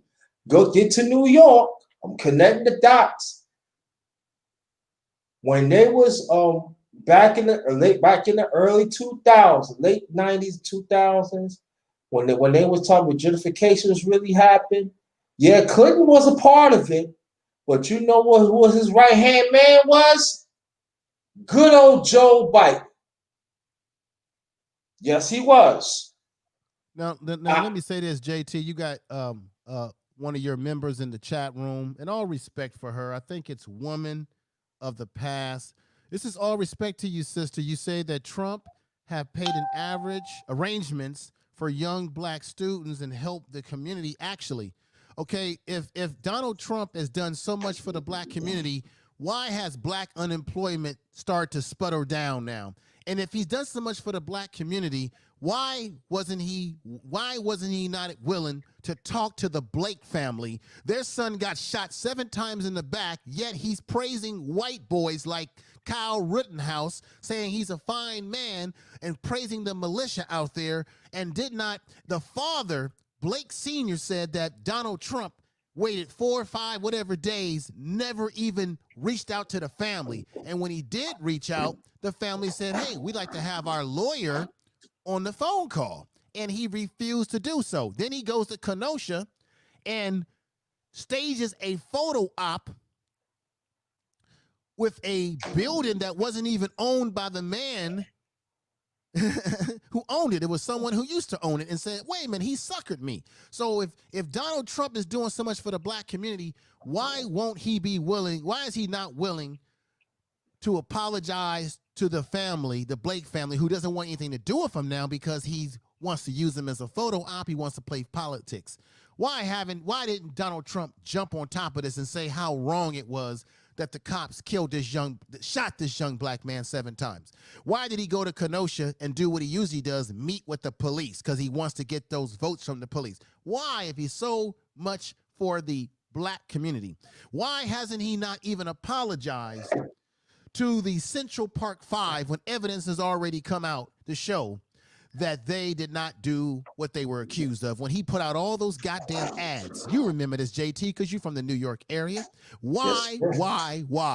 So you got to make that make sense. If you're going to say he's doing so much for the black community, then why is it every black man that's been killed by these cops, he hasn't come out to the families ahead of time? He didn't even have the respect to go to the goddamn funeral for George Floyd. Oh, Make that make sense. That don't make sense. Let's go back almost 2 years ago. In I believe in Miami. There's if you remember, I forgot her name. There's a congresswoman named Frederica. She's a congresswoman from Miami. There's one of her family she used to deal with. I think he fought in I think he was in the army and he got shot down.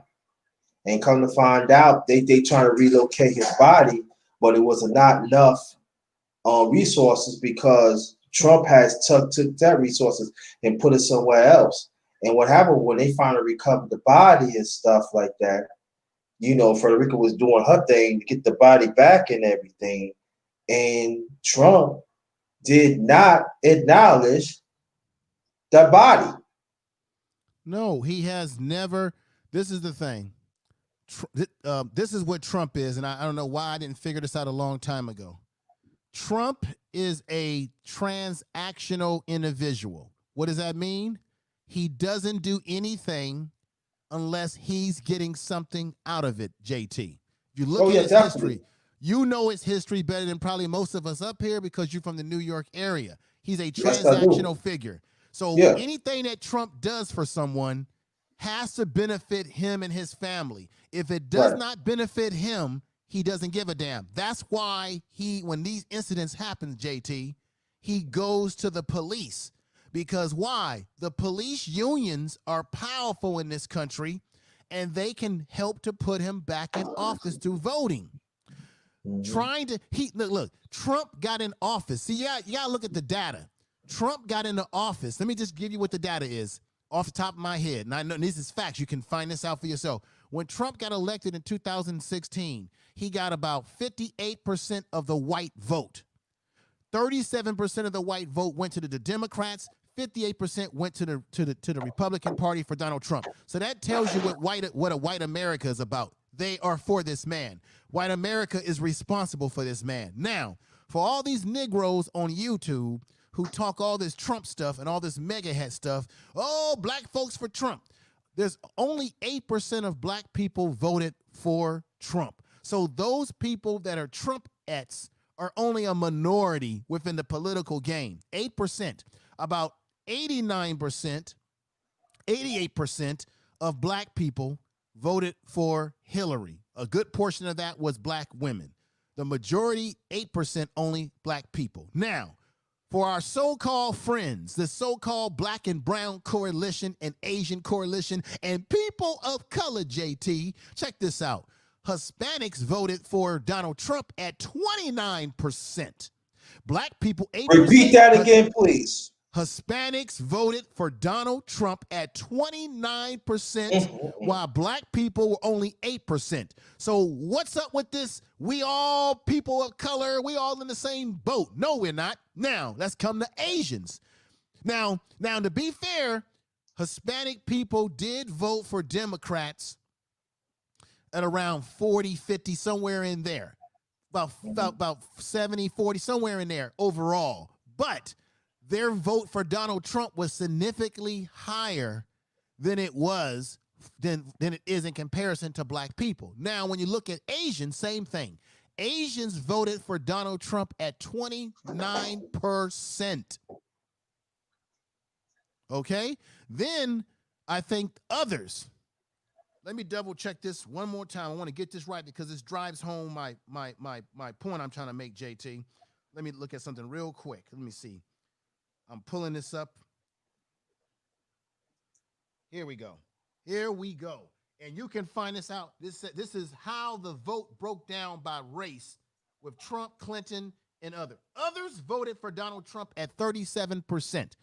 What does that others mean? That means other race of people. For whatever reason, they didn't want to name all these other race of people. So much for this goddamn rainbow coalition that they keep telling us. What's my point, ladies and gentlemen? My point is that Donald Trump got primarily elected because white people at 58% voted for him because they loved his racism and white supremacy. And these other groups, as you said earlier, JT, white supremacy is not only orchestrated by white people, but by other groups. So these other groups were down with Donald Trump.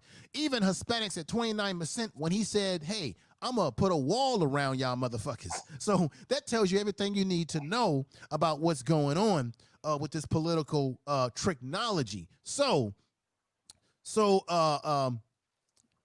my point is that we know what Donald Trump is. I don't like him personally. Do I want to see him in office? I'm in a quandary here. Don't really want to see him in office, but I don't think anything is going to change even more any significant with Joe Biden, because the Democrats want to keep status quo. I'll leave it at that. Yeah, I'll say this though. That's great. Now, with the information man told about Kamala Harris with Willie Brown. Let me emphasize this. He lives in California. You're not going to hear it anywhere else from the underrated. You're not going to hear this. I would advise y'all to pass it on. I would advise to be more educated. What's going on? So now, by information man that gave us the information, and I appreciate that, brother. And these are facts. These are facts, family, and especially black men. And let me put this out too. Kamala Harris lock up black men, but also she lock up black women with kids. That is so funny that some of y'all black women do not want to bring that up. It just seems funny to me. What about you, information man? Does it seems funny to you? Yeah, it's a serious problem because Tone Talks had an interview with a sister by the name of Miss Peoples. I seen it. And she told, well, I don't need to repeat it, but basically the basic bottom line is she told her story that she had a daughter who had special needs, and that was the primary reason why her daughter was missing days out of school. And her daughter was on an IEP, which I know very much a lot about that, where the school was evaluating her lessons and things of that nature. And she was calling the school because she had a lot of concerns about her daughter's health, and she had a lot of concerns about the IEP process. As a result of Kamala Harris's policies, this woman was arrested out of her bed, mistreated in front of her own child. And she even admitted when she talked to Tone Talks that because of that, it had traumatically impacted her daughter. I think her daughter had a seizure or got really badly sick.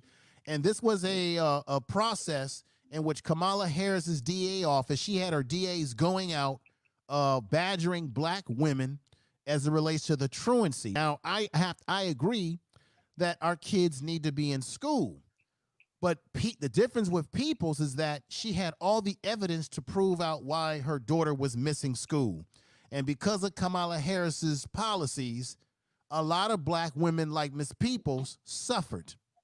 And so when black women are rallying around Kamala Harris, have they forgotten? Are they just ignoring her record as it relates to what she did to black men and black women, simply for the symbolism of saying we got one of our own up there? And then the question remains, what is it about Kamala Harris that makes her one of us?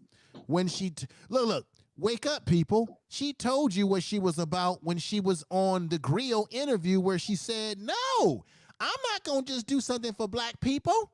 You see, if I come up with a trickle-down political plan that's going to help all people, it'll help black people too. That's what she says to us. It's the same goddamn thing that Barack said to us. The same damn playbook as Barack. That's why I call her Barack 2.0. It's the same damn policies. So, but yet her and Joe Biden are already on record when they ran during the primaries, JT, where she said the first thing she's going to do when she gets in office is to help the DACA.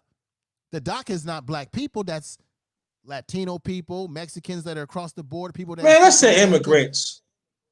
That's the immigrants, right. And then Biden said the same thing. He going to do something for immigrants, and he going to do more things for the the LGBTQ. Yeah, exactly.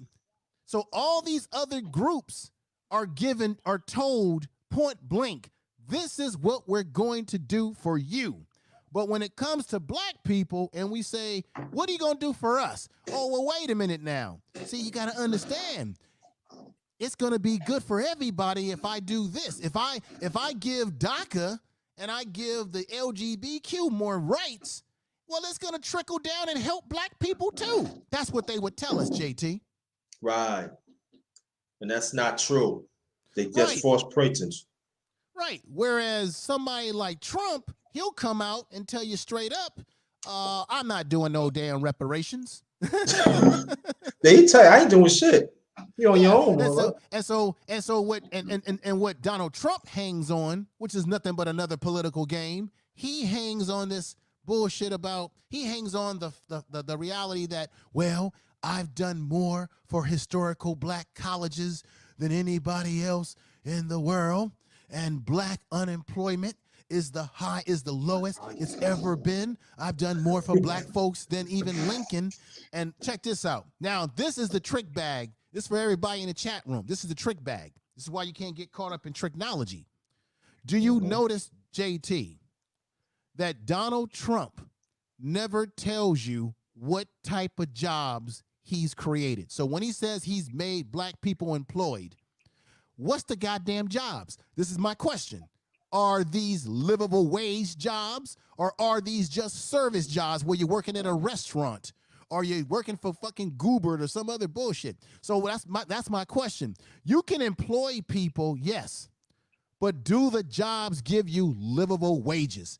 You notice the Republicans and Donald Trump, they never tell you what kind of jobs it is.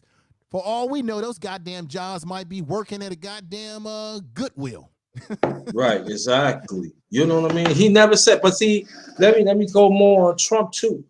When Trump was a registered Democrat, he didn't do it just to do. He do it to get something out of it, to get more government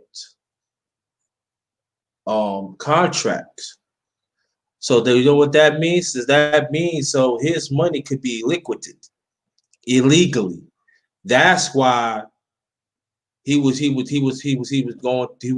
he was a registered Democrat back in the 80s. But he always was a white supremacist, you know?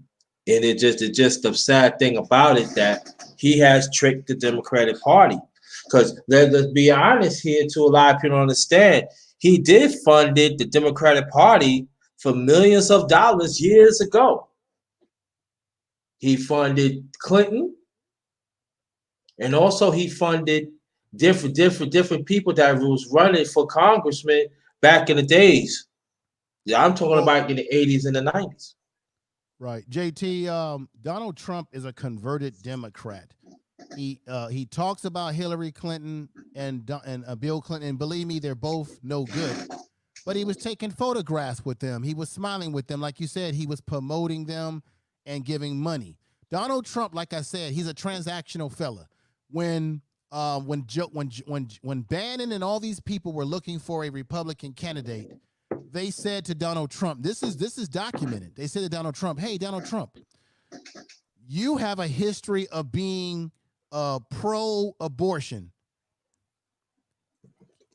We have a problem with that. Can you change your position if it means you becoming president? And he said, I had no problem with that.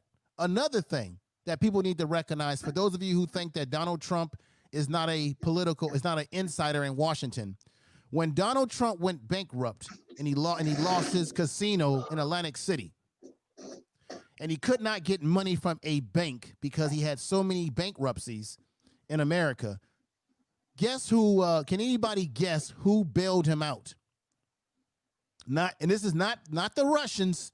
He is getting foreign money, but not the Russians. This guy came from America. He's a part of a large family that's been in power for decades and centuries.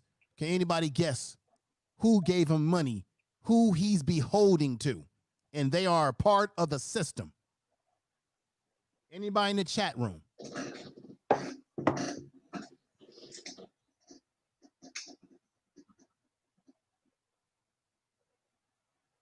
Nobody said anything. No, I ain't seen nobody saying. I ain't saying nothing. Okay. Back to the basics, says the Rockefellers. No, not the Rockefellers. Look up a man. Look this up for yourself. Don't take my word for it. Look it up and you'll know I'm telling you the truth. Look up a man by the name of Wilbur Ross. Wilbur Ross is a member. Wilbur Ross is an older white man who is a member of the Rothschild family. And exactly. I said that this is a family that's been in power for centuries. Rockefellers haven't been in power for centuries, but the Rothschilds have. The Rockefellers have been in power for decades, but when we talk centuries, we're talking about going all the way back to, the 1700s. Yeah, 17. Yeah, the Rothschild. A lot of people wrote the Rothschilds they really started of worldwide economic growth. See, and I'm talking about us as a people of slavery. Right. So do me the favor. Look up Wilbur Ross. He is a made man within the Rothschild family gang conglomerate, because that's what they are. They're a goddamn gang, okay, controlling the world. Now, check this out. Wilbur Ross was a money underwriter for the Rothschild family, so he had the money. Wilbur Ross is the one responsible for getting Donald Trump out of his money problems. So check this, hear me out. No bank in America would give him money. When you have more than 30 bankruptcies, no bank will give you money. So the only way you can get money is from foreign entities or from a powerful family like the Rothschild family. So this man, Wilbur Force, helped Donald Trump out economically. And when Donald Trump became president, who do you think is in charge of the economic commerce? Who you think is the Commerce Secretary of America? Wilbur Ross. Because what rich white people do is they wash one hand, washes the other. Which is why black people, we can't be ashamed to say, I'm gonna support black only. See, JT, black people sometimes get ashamed and sometimes get scared to say that I'm supporting black only. Why would you be scared to do that and say that when rich white people only support rich white people? So Wilbur Ross helped out Donald Trump, and Donald Trump did what? He paid him back by making him in charge of the Commerce Department of this country. So you got a Rothschild involved in his administration, and then you got Negroes running around saying that Donald Trump isn't a part of the 1%. Yeah. That he's not crazy. A part of the DC Beltway. No.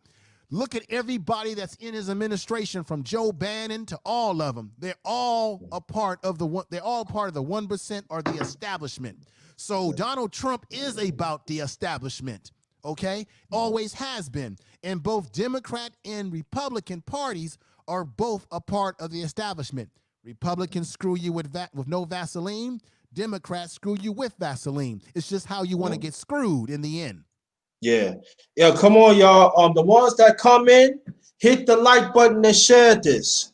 Support your interest. Cash App, JT 53000, PayPal, JT Black 53. It's in the screen right there.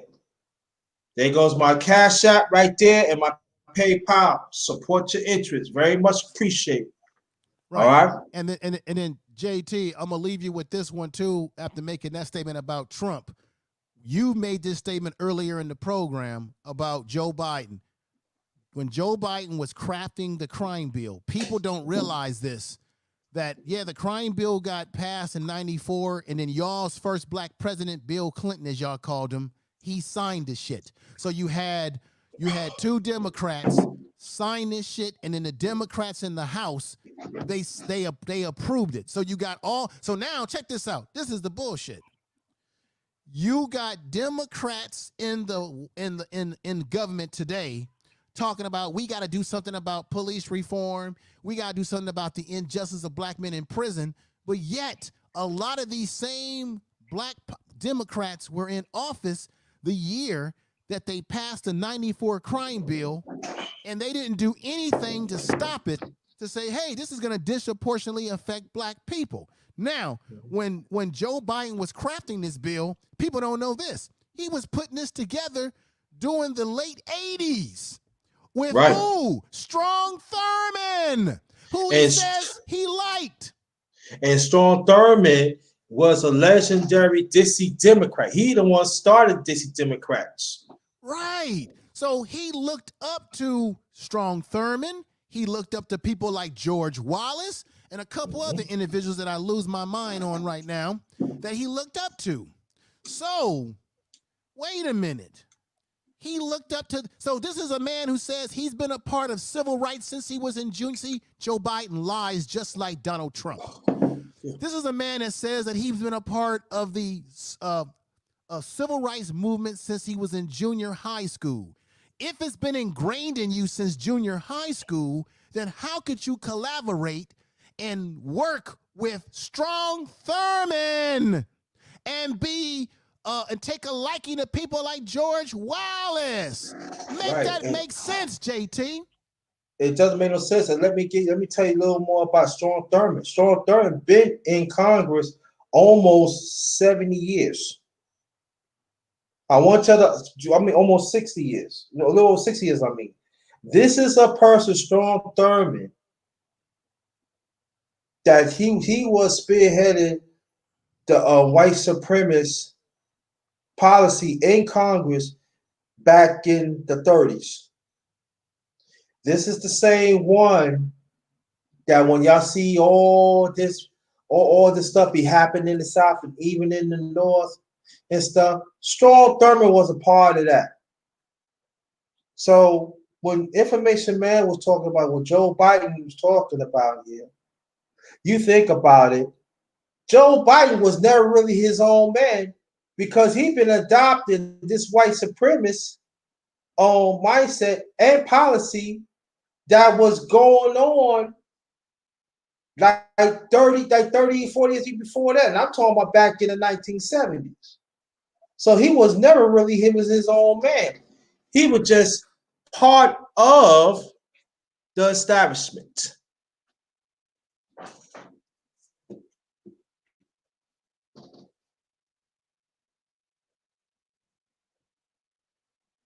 Good old boys club.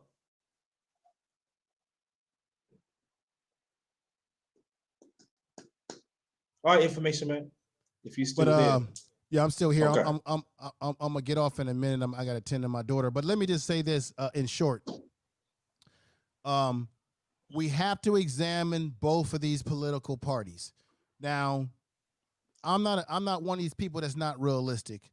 The truth of the matter is, and I can admit this, and I've said this before in the past. You have as well. One of the only good things I think about Donald Trump is the fact that Donald Trump has put some kick in the ass on black people. We see his behavior, and now we're not sleeping anymore. The problem with having these candidates like a Joe Biden who says he's our friend is that it puts black people to sleep. I think what put black people to sleep the most was a white president in blackface. That was Obama. Obama put us to sleep. He pacified us. That's the reason why they put him in there. He pacified us, and we thought that, oh, okay, it's a better day coming now. And Donald Trump is in there, and I think in some ways Donald Trump has woken a lot of black people up to say, wait a minute, this is what America's really about. They put a white supremacist in office. White America has not changed. There is no post. Remember when Obama was in office, they kept talking all this bullshit about post-racial society and all this nonsense. So I think that's the positive of Donald Trump, is the fact that it makes us wake up. When he says the things that he says, when he's willing to side with the militia and the white boy Rittenhouse who shoots 2 people, okay, and he says, oh, nothing wrong with the militia, nothing wrong with the white supremacists. They're all good people on both sides and all of that.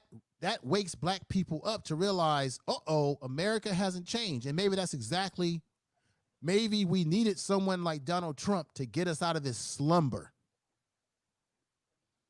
that we've been in for a long time, to wake us up and know that we're not in a this fantasy time is over.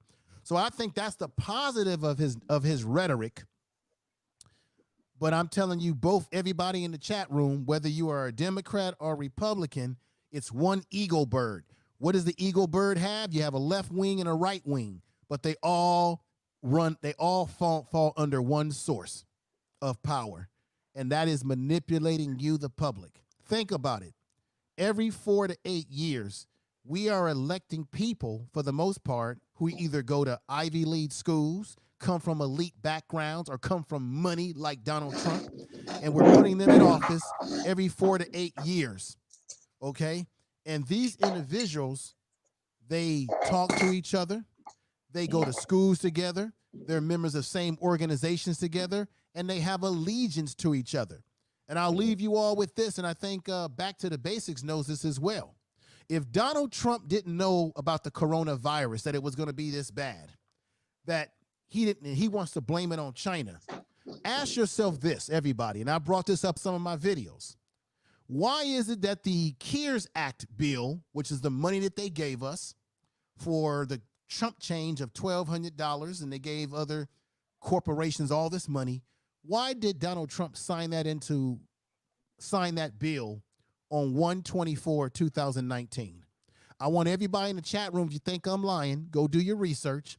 You pull up the CARES Act, and you'll get a official government website, not somebody else's website, but their website, and it will show you the date and time that it was signed into law by Trump with the permission of both the Democrats and the Republicans. If they didn't know that COVID-19 was coming, then why would they have put this into act a whole year in advance?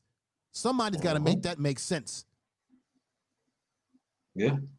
JT, what are your thoughts? Yeah, they knew. That's the way I look at it. And so that means that what? Donald Trump knew. So for those of y'all talking about that he's not a part of the political insight, yes, he is. For those of you who say, well, Donald Trump's not a politician, he's a businessman. The dude has been in office damn near almost 4 years now. So that means what? He is a politician now. That's the tricks that politicians play. He played the same trick as Bill Clinton would have played, as Obama would have played, Ronald Reagan, Jimmy Crack Corn Carter, any of these people would have played, which is to deceive the people. Come on now. And look what happened. We are paying for it right now. And I want to know, and people want to talk about the stimulus bill, because I know you got to get out of here, because I get out of here myself. And the people are talking about the stimulus bill and stuff like that, why people is losing houses. Mm-hmm. People is losing their apartments. They losing their jobs. They even losing their businesses and stuff like that. And you still got the Congress still cannot say, they beefing about how much billions of dollars that they not going to sell. Right. Let me say this. One of your guests in the chat room must or may have not heard what I said properly.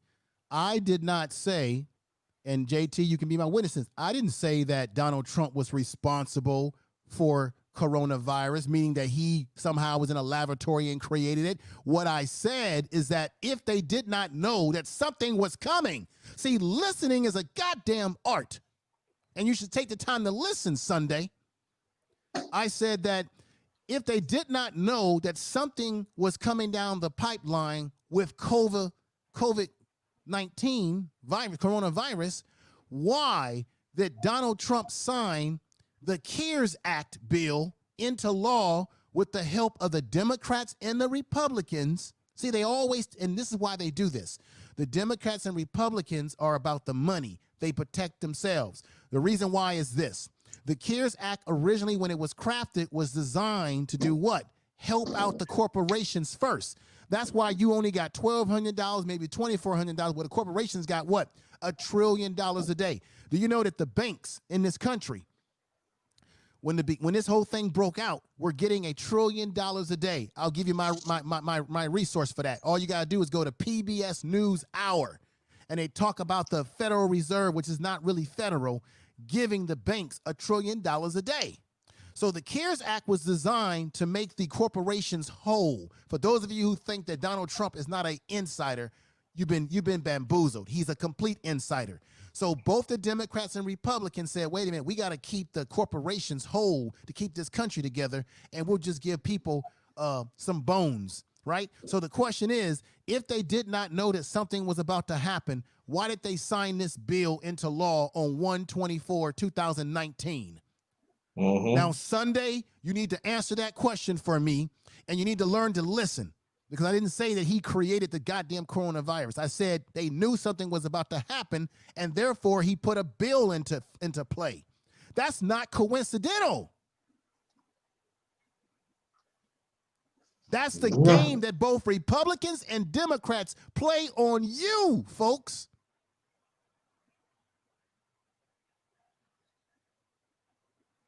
And then you got a lot of people are dying because both parties refuse to do anything.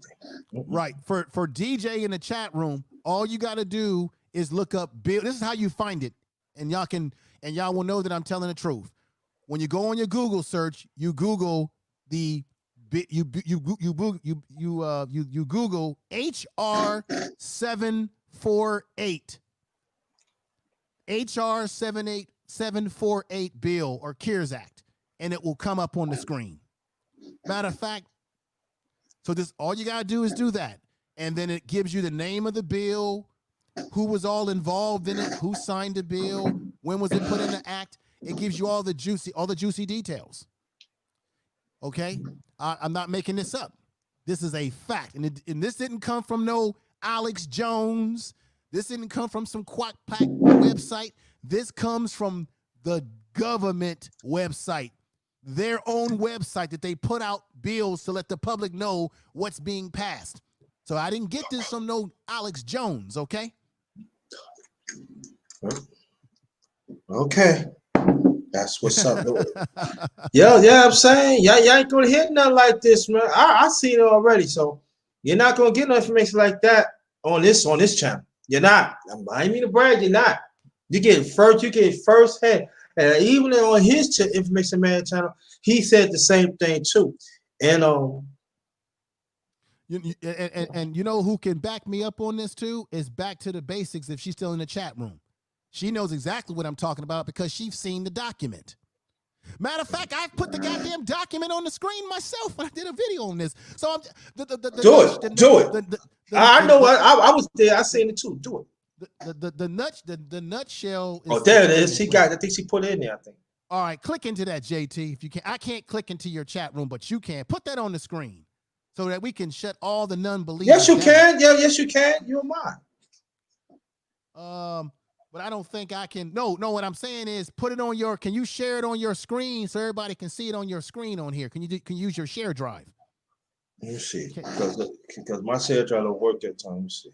Okay. Well, look. Everybody click the link that Back to the Basics has just put in the chat room and do your own research for yourself. And I guarantee you'll realize that what I said is the truth. Now, what did I say? Because there's always going to be somebody out there making mistakes here. I said Donald Trump signed the CARES Act bill, which means it had to be collaborated by what?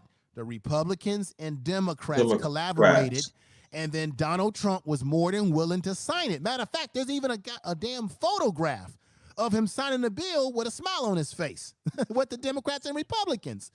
Okay? A whole year in advance. A whole year in advance. So what is it that they're not telling the American public? And then you got Donald Trump running around saying there's going to be a vaccine that's going to be here just before election. Why does he keep saying that?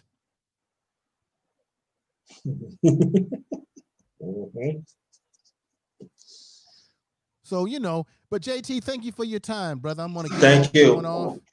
Thank you so much. Last remarks, quick remarks, and then I'm closing this up. No, I want to say peace to everybody in the chat room. This is Information Man, the Information Man Show.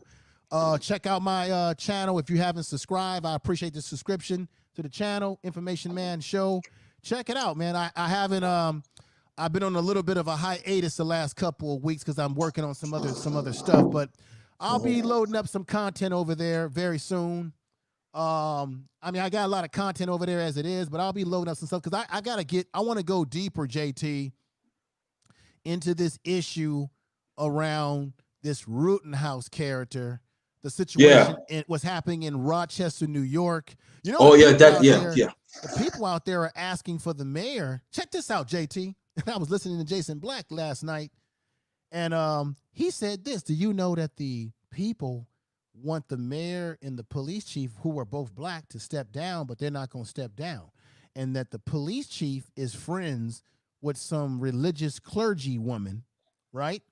And their goal, their strategy is to get older black people, older elderly people out there on the streets to stand as a shield between the police and the protesters.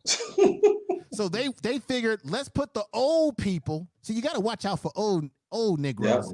Jason Black talks about that. Watch out for these old Negroes. They'll sell you out. So they want to put the old black folks or the old folks, elderly, on the streets, hoping that that's going to somehow pacify the protesters from doing something, and then at the same time put them in front of the police.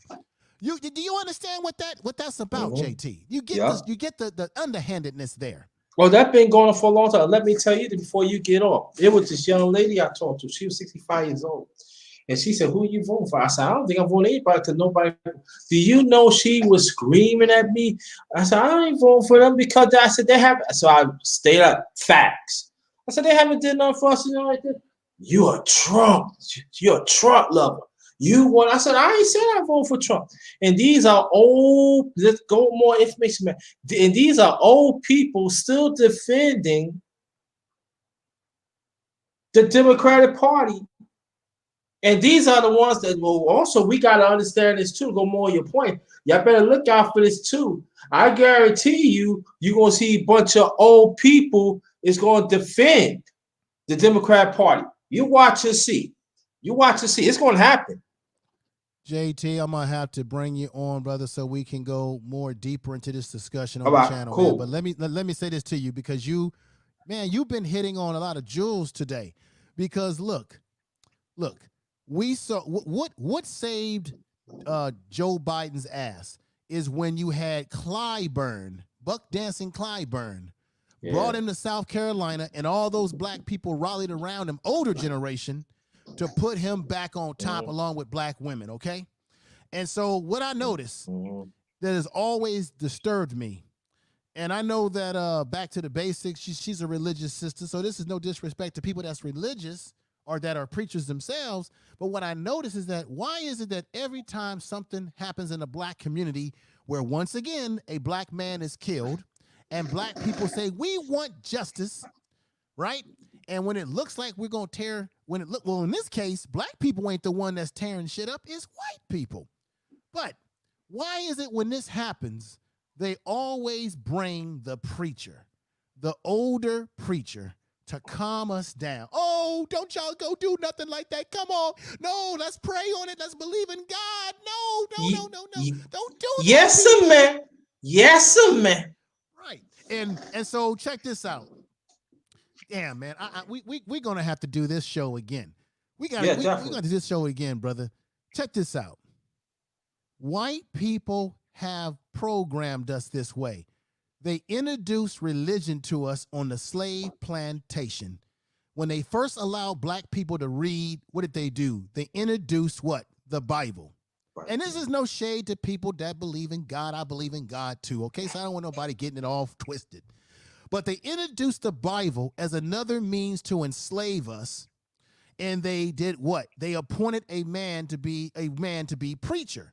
So they would use the preacher to keep tabs on black people. Of course, they miscalculated with Nat Turner because he was revolutionary, right? But they've always used the preacher to keep tabs on us. So when something goes wrong, you ever notice, or do you notice, that they always have a preacher? So when Biden went to Kenosha, where was he at? He was in a church, and he had preachers there, or he had religious clergymen, right? Or a religious clergyman.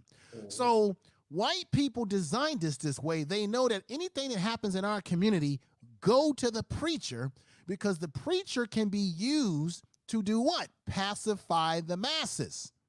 The preacher is guaranteed, because we know he ain't gonna be revolutionary. The preacher is guaranteed to tell black people, calm down. I know you're hurting. I know you're tired, but calm down. We gotta believe in the system. The system. Okay, let's see. Black people believed in the system with Trayvon Martin, Oscar Grant in Oakland, George Floyd, Breonna Taylor, right? Let's see. What's the brother in Minnesota that got shot when he was trying to go for his wallet? Fidel Castro. Let's see. You got Michael Brown. Then we got the sister that was killed by that was arrested by the state trooper, and all of a sudden she ended up dead. Sandra Bland. So, and then we got Tamir Rice. God, there's been so many, brother. I can't even keep up. Now, how many times, JT, I'm asking you this question and everybody in the chat, how many times have black women and men been killed by cops and mistreated? And we have some religious clergyman or some damn politician tell us, believe in the system, have faith, just calm down, don't do nothing. How many times have black people done that? Forgive. How many black people have done that through all those people that I just mentioned? And guess what? The majority of what did all those black people have in common? They never got any justice. And you know what though? Let's not forget about the good old softy attorney like Ben Crumbs and Al Sharpton and we don't leave. We can't leave them out though. Hey, we gotta forgive. We gotta walk in unity. Okay, I know what unity you talking about. They put them devil dollars in your pockets. If you notice, Crump is making. Let me say this. If you listen to most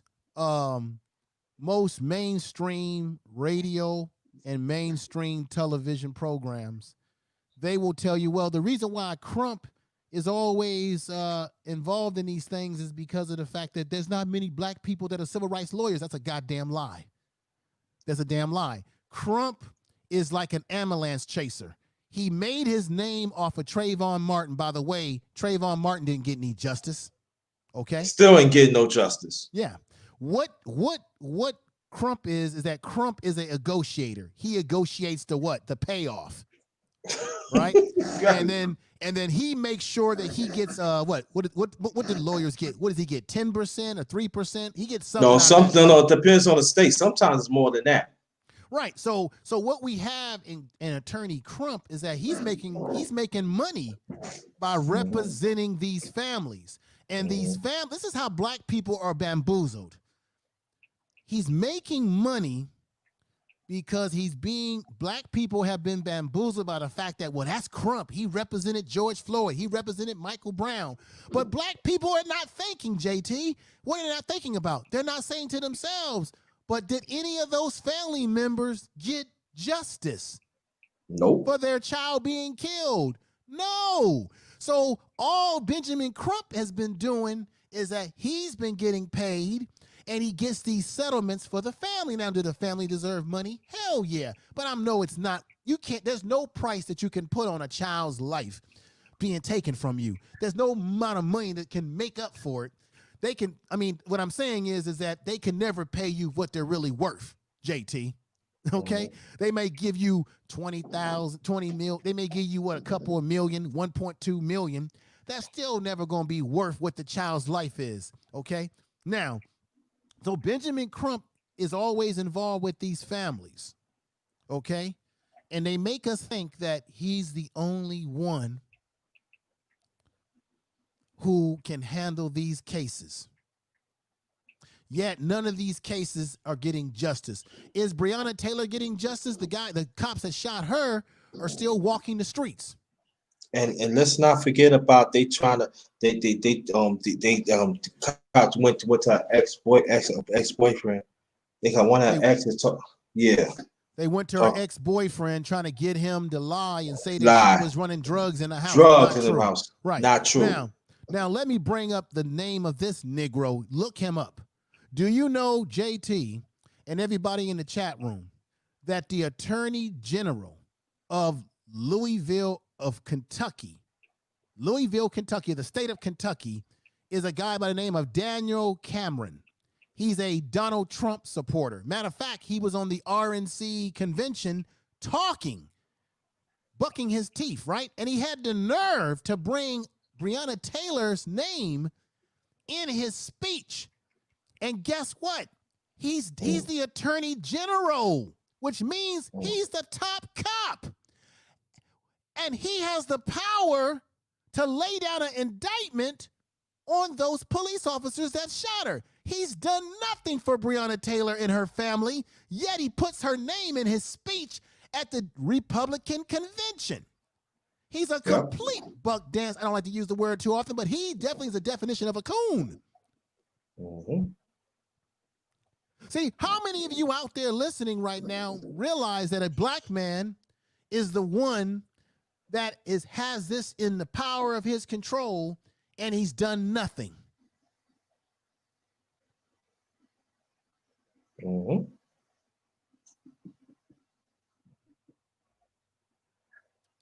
And so this is the game plan that they're going to play in Rochester, New York. They're going to bring out the religious clergymen. Excuse me. They're going to bring out the elderly.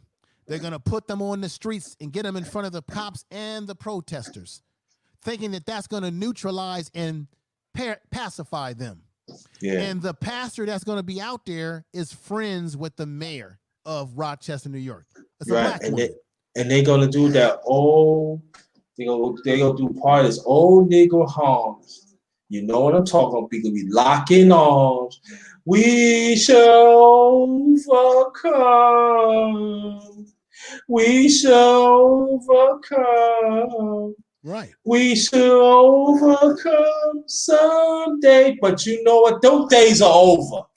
Right. They're gonna get out there and they're gonna be humming. I wouldn't be surprised if they have candlelight. maybe.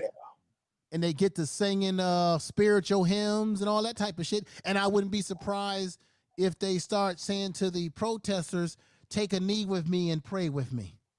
Don't forget about they might have some fried chicken, some potato salad. You cannot leave that out now. Oh, okay. Now, wait a minute, JT. You just triggered something in me when you said that. I must bring this up. And this is going to be all due respect to the Blake family, but I've got to say this. It's on my Instagram at Clinton06.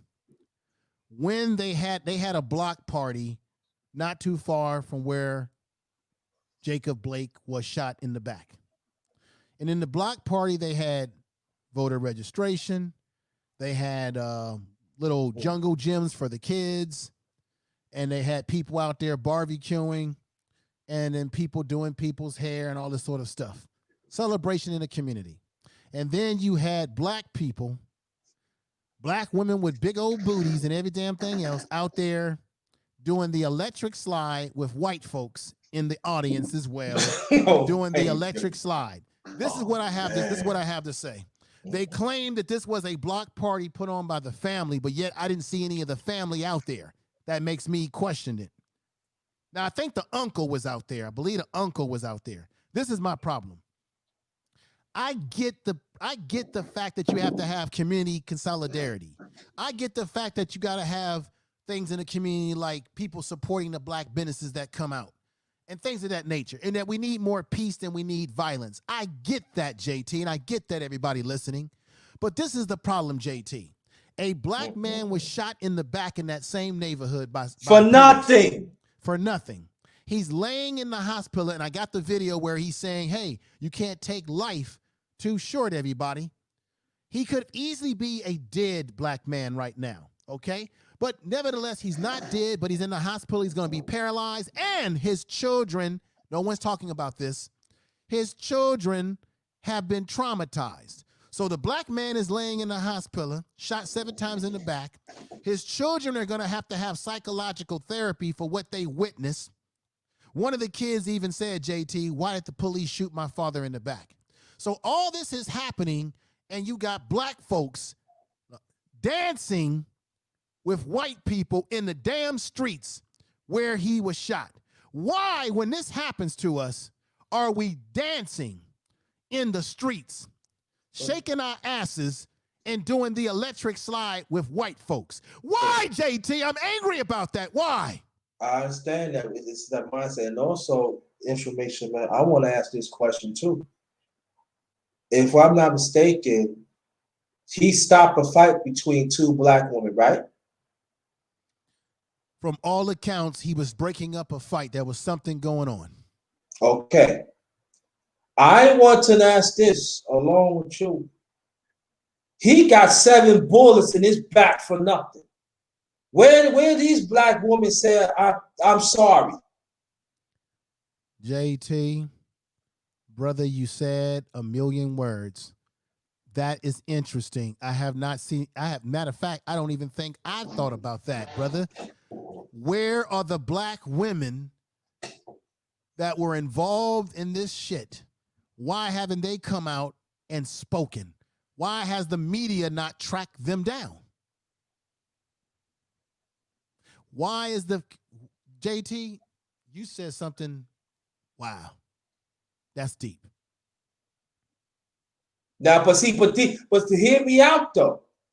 But these are the same women said we not protecting black women. He got out of his car. He ain't have to do that now. But see, if he went past him, oh, he didn't protect us. But he got in the car, broke up two black women fighting, and he got saved. They slugged him 7 times. He cannot walk no more. So black women, where y'all at? Where y'all at? Now I'm gonna say something very unpopular, JT. This will be very unpopular for black women to digest, but I've got to say it. In the world that we live in right now, where black men can be shot by cops, I can make the argument, you can make the argument that had he not got himself involved, he would have not got shot. He would not be in the hospital, and his children would not be traumatized, because you got black women out here fighting each other in the streets. And then a black man gets involved. And what was his reward for getting involved? He gets shot. So this is what goes in. This is why on YouTube we can hear black men, because this type of stuff is what contributes to it. This is why we'll hear black men on YouTube say, nah, I'm not getting involved. I'm not saving black women. I'm not running to their rescue. Because why? Because the same black women that he was trying to fight, that he was trying to deal with, have not come out publicly and given any apology for their behavior. Where y'all at? Any concern for his health or anything. We haven't even heard them come out and say anything about what they witnessed, because you got the cops talking about that they were stun gunning him and all this other shit. So why haven't those same women, or let me just say this, why hasn't the woman that he was trying to protect come out and said something? Because they have not come out and said anything, and yet his children are going to have a lifetime of therapy and post-traumatic syndromes. So you can make the argument, JT, that Jacob Blake would have been better off had he never got involved in that bullshit. But right. But like I say, I gotta repeat this again like 5 minutes ago. But you know they would say, you let them fight, you went past them, you don't protect us and everything. And see, this is like catch 1, catch 2. So you brothers looking at it right now, and I live by myself like you live by yourself. You have a door. You understand? I'm looking at it like, yo, if I'm saving 2 women, fuck that. I'm going to forget that. I'm going to be dead. You're going to be, if you think about it, and I don't want to sound like the manosphere or nothing, but I got to keep it real. On the average, most black men who get involved in domestic situations that black women are involved in, normally we end up on the bad side of the stick. And that's just the truth. I give you case in point, brother. Nothing ain't happened. I'm still here. My older sister, she's all right now. But I'm talking about like in the early 90s, she got so far. So I answered the phone. I was like, I'll never forget. This is my mom was living. I was at the phone. I said, yeah, word. So you know what? I called the cavalry. Yo, so we went up there. My older brothers had done it in the past, so I'm not saying they did. They did. So they said, no, this is my sister. You know, my mom said, no, that's your sister. You know, nothing happened to you. I ain't worried about it. So we came to Vanful, mama. I said, give me the. I ain't gonna get to it because we don't want you to. I don't want to crucify myself. But anyway, I want to tell y'all, leave my sister alone. You know, my mom's called me back, and she said, out of all that, she went back to that man. And the lesson that I learned that sometimes black man, and it could be include family too, blood, gotta leave it alone. Right. I mean, as a black, if you're married and you have a wife, you have a daughter, you have children, it's what my man Prophet of Thought always says. Your first responsibility is to those who wear your crest. Your wife, your daughter, your son. Your first responsibility as a man to protect your family. Anyone else, you got to do some critical thinking. And I'm going to say something else, JT, and it may not be popular, but I think I can make a inference here that the women that he was trying to get in between were probably hood rat type chicks that were not really worth it. Now, I know what I just said is a harsh statement. I sound like Manosphere here. But I would not be surprised if the caliber of these women fighting in the street were of a hood rat nature. You see what I'm trying to say, brother? Yeah, I see what you're saying. And I'm gonna go one thing more too. He did it, he felt he did the right thing. He did a commendable thing. Let's put this out there because that conversation is not. They don't want to say. They don't want nobody want to talk about that. But look what happened. He got 7 slugs. Where's the women that he broke up the fight with? Where y'all at? You ain't he not even get a thank you. Right, because you know what's trip about this, JT? They've interviewed the mother, they interviewed even the uncle, the father, and they've even talked to people that know the family, that's been around the family. So the question is, that would be a good question to ask Attorney Crump. Where are the women that were involved? What is their statement?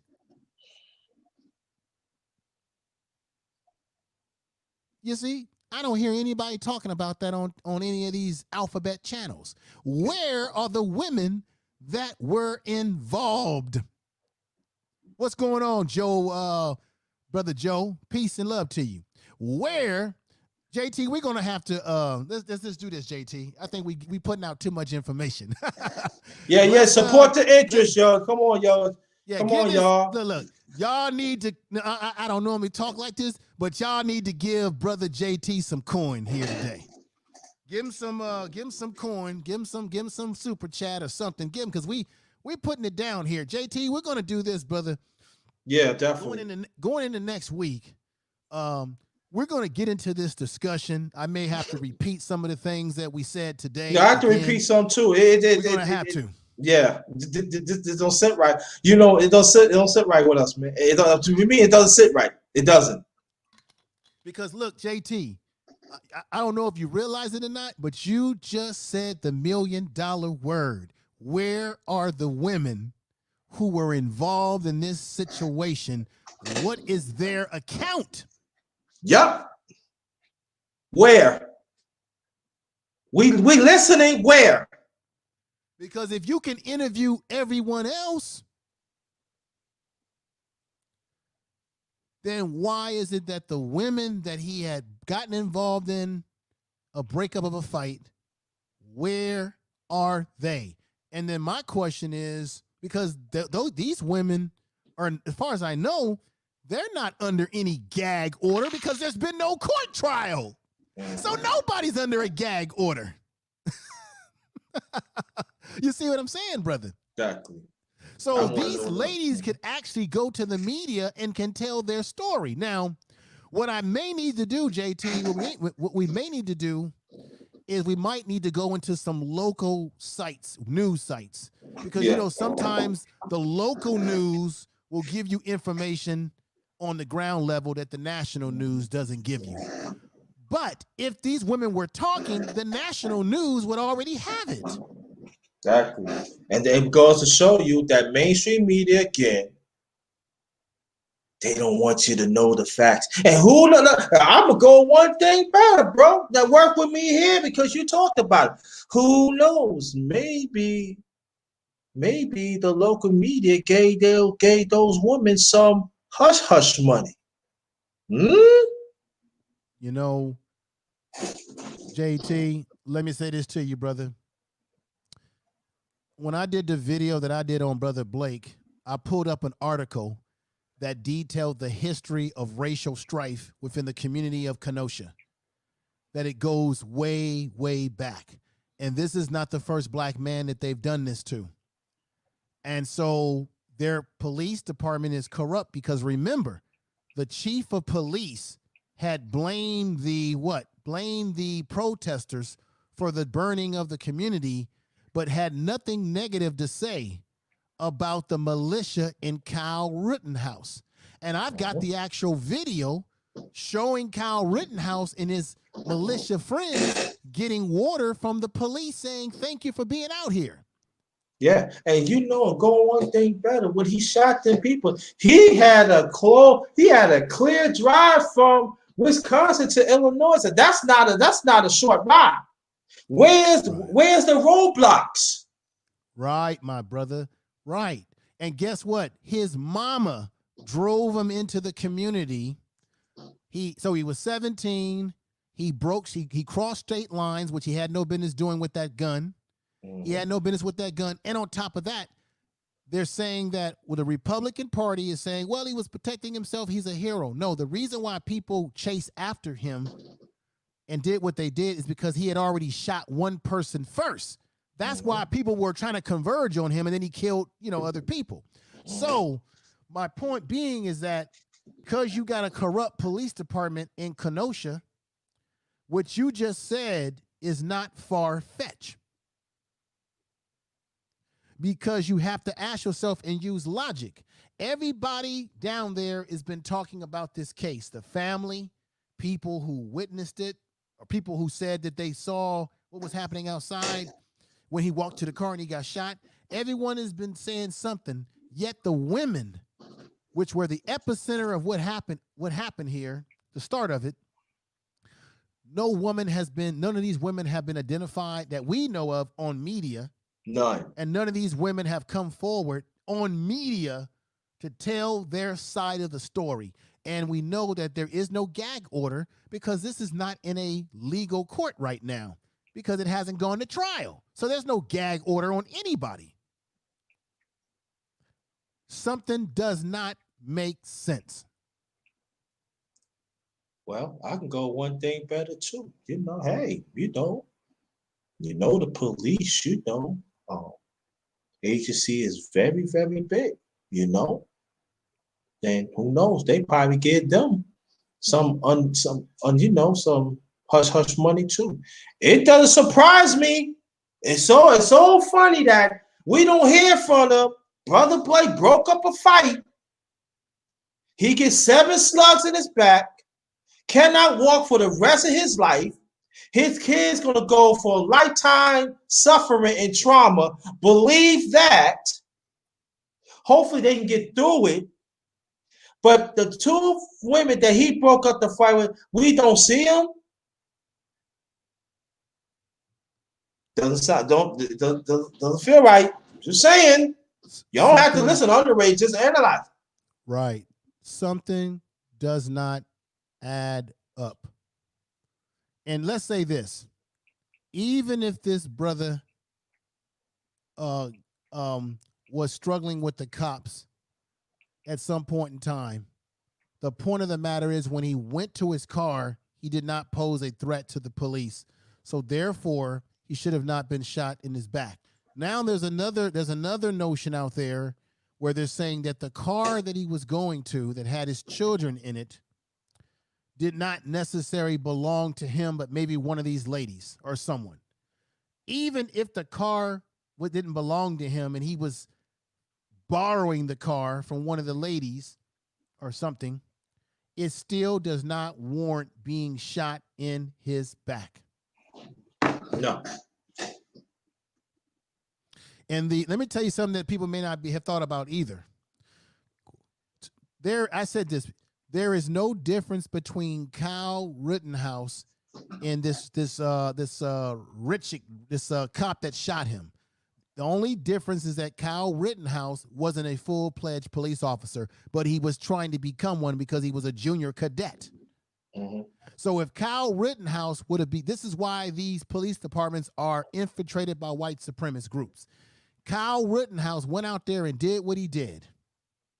He would have easily become a police officer and would have been given a badge, and he would have been given authority. And this same kid, Rittenhouse, would have went out there just like that cop shot Blake, and he would have ended up shooting some black person. Same goddamn thing. Mm-hmm. No different. No different. No. And this is why when this sort of thing happens in our communities, I know people want to have celebrations of life, but I have a personal problem with black folks dancing at a time when a black man was shot like this. There's no time to be dancing.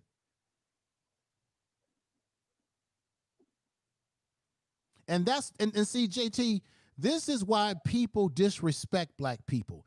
This is why other groups have no respect for us, because they watch our behavior. I am disturbed right now. This is a side note. I am becoming more and more disturbed, JT, as a 50-year-old man. And don't get me wrong, to the ladies and everyone listening out there to me. I like women. I like a sexy woman. Believe me, I like booty like the next man. But I have a serious problem with this tweaking booty culture that we have within our community. We've got black women all over social media shaking it up. And these black women are making a bad name for other black women. There was a video that Tariq had showed yesterday where you had a black woman out there around all these white folks in New York or somewhere where they have the Black Lives Matter written on the ground.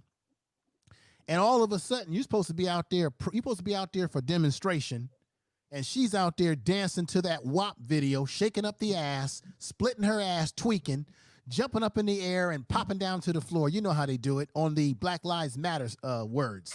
And I'm saying to myself, okay, there's time and a place for fun. There's time and a place for fun.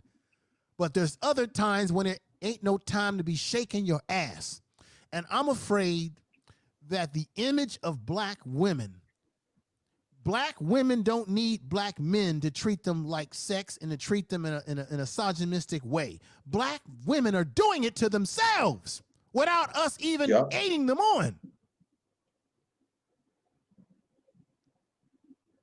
And once again, there's a time and a place for fun. Okay? I like fun too. I like her ass shaking in front of me too. But when we're out here demonstrating for our rights, that's not the time to shake your ass, JT.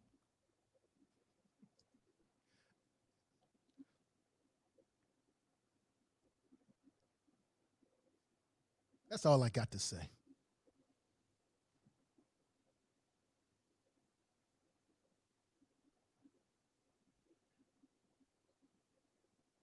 Yeah, Brother Art, you had people cheering it on. Like I said, I'm going to say it again. There's a time and a place for fun. And then there's a time when we don't need no ass shaking. And our black women, our beautiful black sisters out here are getting over it. They're getting overkill with this stuff. It's becoming overkill. And then they tell us that we need to protect them. And they put themselves out there like that.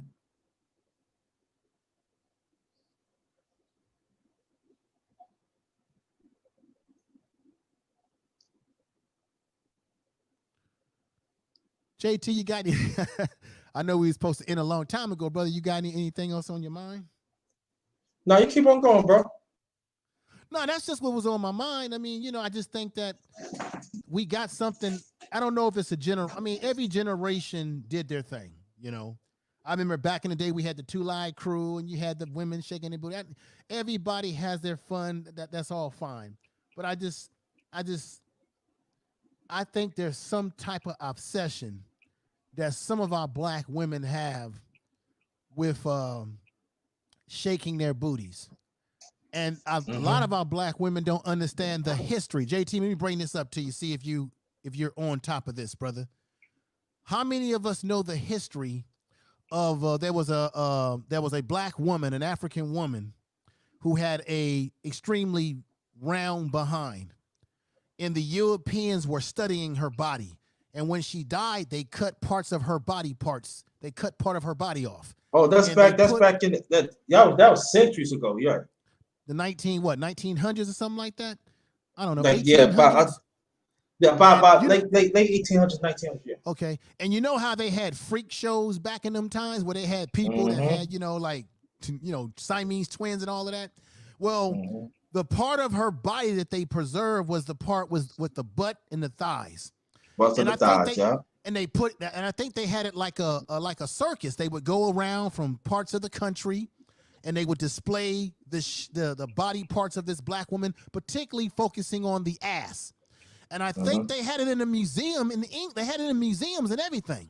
They did, yeah. They have it was preserved. It was preserved. It was preserved, right? Yeah. I was gonna do a video. I gotta do a video, and so I don't know if black women understand that they are actually playing into that stereotype and that ideology that Europeans put on display as it relates to this black woman's buttocks, because that's how this is why they dehumanize our women. This is why you are dehumanized, because our women are only seen as body parts. And so when black women are doing this tweaking of the buttocks, and we're doing it in an obsessive manner, you are playing into a narrative in which white society wants to reinforce that narrative, which is black women ain't nothing but a buttocks. And therefore, when black women then black women wonder when they're out in public why they're being disrespected by other people. And when they're being disrespected in that manner sexually, then they say, where are the black men to protect us? The same thing with Meg Thee Stallion. She was running around with Mr. Jamaican Man himself, and she got herself shot in some kind of way. And then she said, where's the black men to protect me? Well, wait a minute. First, you call yourself the independent black woman. You can do what you want to do with your sex. And now when something bad happens to you, now you want to call on black men to treat you like the honorable black woman that you believe that you are, but yet the way you display yourself isn't anywhere honorable. So our black women who do this sort of stuff habitually, there's a time and place for everything, habitually, they are making themselves seen as nothing human. They are making themselves just like the symbolism of that black woman's body in a museum. And let's go. I gotta go. Let's bring this up too. Look how they talk about Serena Williams. She married to a racist that have his own magazine. Look how they view her.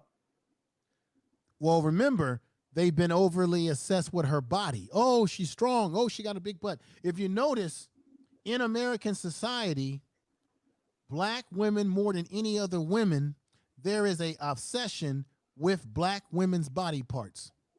Yep. Now, we as men, we have our own obsession sexually when it comes to our women.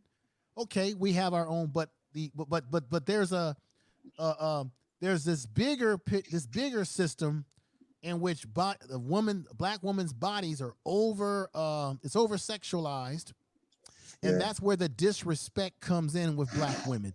Then we wonder why, when we look at movies and television, why are black women being put into sexual situations in movies?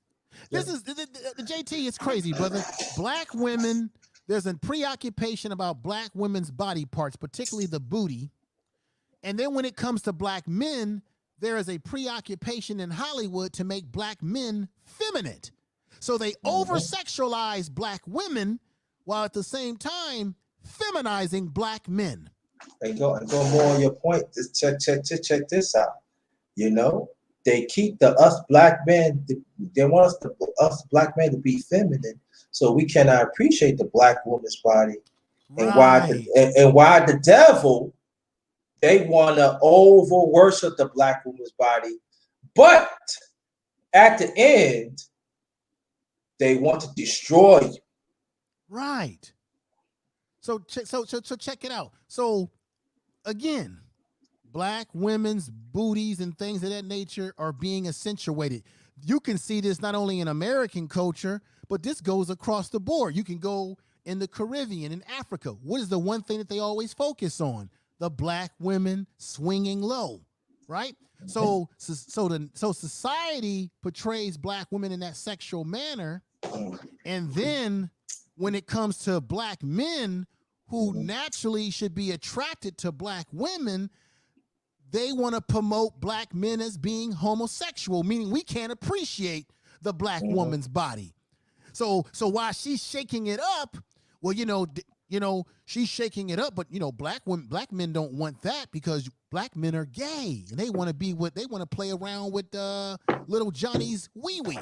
Okay. Right. Yeah. Right. Yeah. So black women are shaking it up, and we can't portray black men tapping that ass, but we'll portray black men doing what? Opening up their booties. Listen to me, JT. Right, man. They want to hit the hit the dead end street. Black women black women shake their booties, but black men are opening up their booties to be penetrated. Okay. Not having the desire to penetrate well, let me say it more a little bit. Not having the desire for the black woman who is shaking her booty all the time on Instagram, Facebook, all these social media, shaking her booty. Black men don't want that, but instead portray the black man who wants to open up his booty to you. Right. You see the psychological game here, JT? Yeah, of course, right. And then at the same time, too, see, we see us as we have masculinity. We can't enjoy the black woman's booty, but we got the oppressor want to get in our booty. God damn. Right. It's called buck breaking. So look, everybody, give this man some cash out. We're giving you the game today. Give this man some support. Support the channel. So it's a trip. So black women are shaking their booties, and black men are opening up their booties. But see the black women, when they shake their booty, they don't shake their booty of a black man like me and you to enjoy the art of it, enjoy them as a human being. They shake their booty for these corporate people and the ones who got the money, the ones that want to use them. Well, black women are shaking their booty for that. You're absolutely right. If you go on Instagram, and there's a lot of, there's Instagram pages where you can, and I'm subscribed to some of them. There's Instagram pages where you can follow these Instagram pages where they have all these beautiful pictures of black women, and I have some of these pages where you got black women, they're doing their thing, and it's hot. But the problem is that most of the black women on these sites like that, you're right, JT, they're doing it to get a contract with some modeling agency. They're doing it so that you can follow them on their fan page and give them money. So they're doing it as a commodity to make money. Yeah. Right. And so, but the problem is that they know, see, this is the fear. They know that black men are the most masculine men traditionally in this world. So how you do what you do is you must destroy the black male's image on television, TV, and even sports. And you must begin to paint the narrative that, well, black men like to get down like this. This is why they'll promote a Billy Porter, right? Put him on the Essence magazine in a dress, and put him in a red, black, and green dress, disrespecting people that are part of the woke community, right? So you disrespect black people that are members of that are pro-black by putting Billy Porter in a red, black, and green dress, and then he has the nerve to say that he's been pro-black all his life, but yet he talks about black folks like a dog when it comes to his sexuality. And so they want to portray us.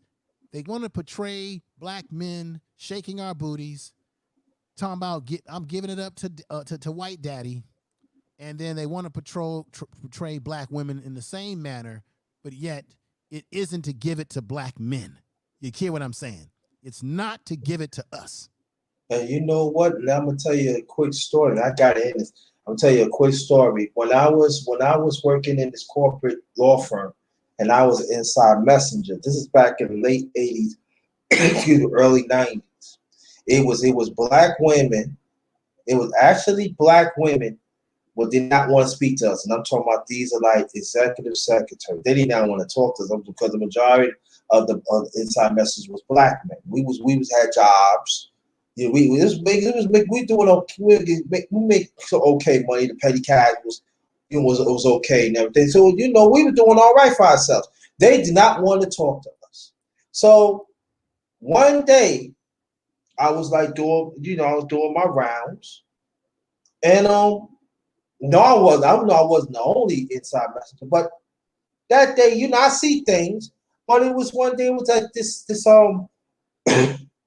It was this corporate it was this second secretary. She was giving me a hard time. I said, listen, I need this mail because I got to be there's a car waiting down for me to take me to bring it to so I can bring it back. So she was giving me a hard time. So I'll never forget it with this white partner. His name is Sal. I forgot his name is Sal. He said, hey, Mr. Thomas, man, what's going on? I said, man, I've been waiting for this pack for 2 hours. I got a cab waiting down for me. I got this, my boss, she getting on me, and I'm waiting for packing, but she ain't give it to me. I told you to give it to Mr. Thomas, but I said I was going to no. I want you to do some more work for me. That's why I told you to give it to Mr. Thomas. He said, I am sorry, Mr. Thomas. Here's the package right there.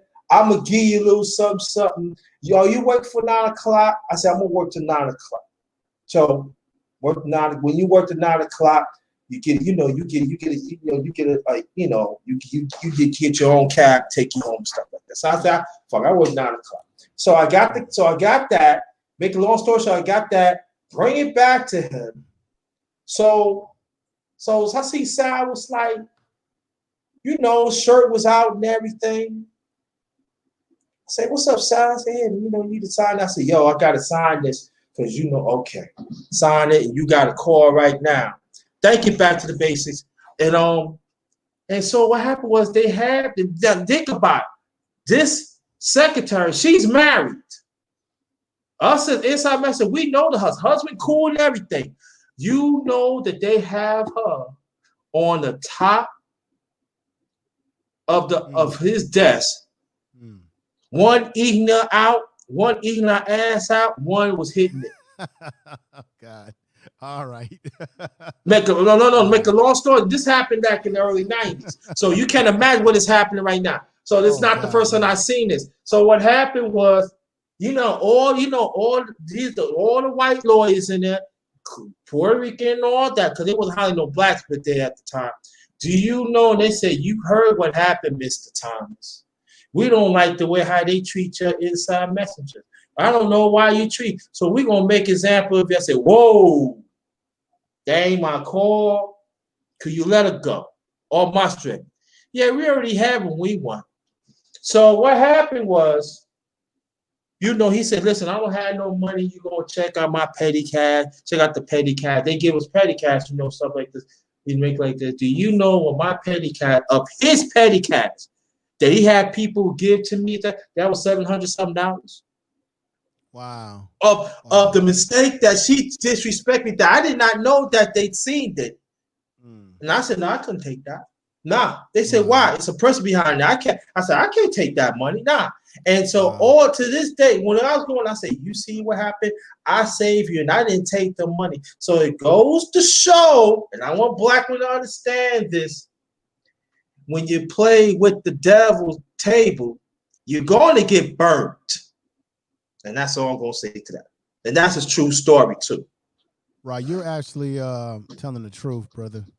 Let me say peace to Sunday. Back to the basics says she has to run now. Yeah, I'm out. This is my last statement, and it's a short statement. We as black people, we need to be aware and use critical thinking skills when it comes to everything that's happening to us in this society.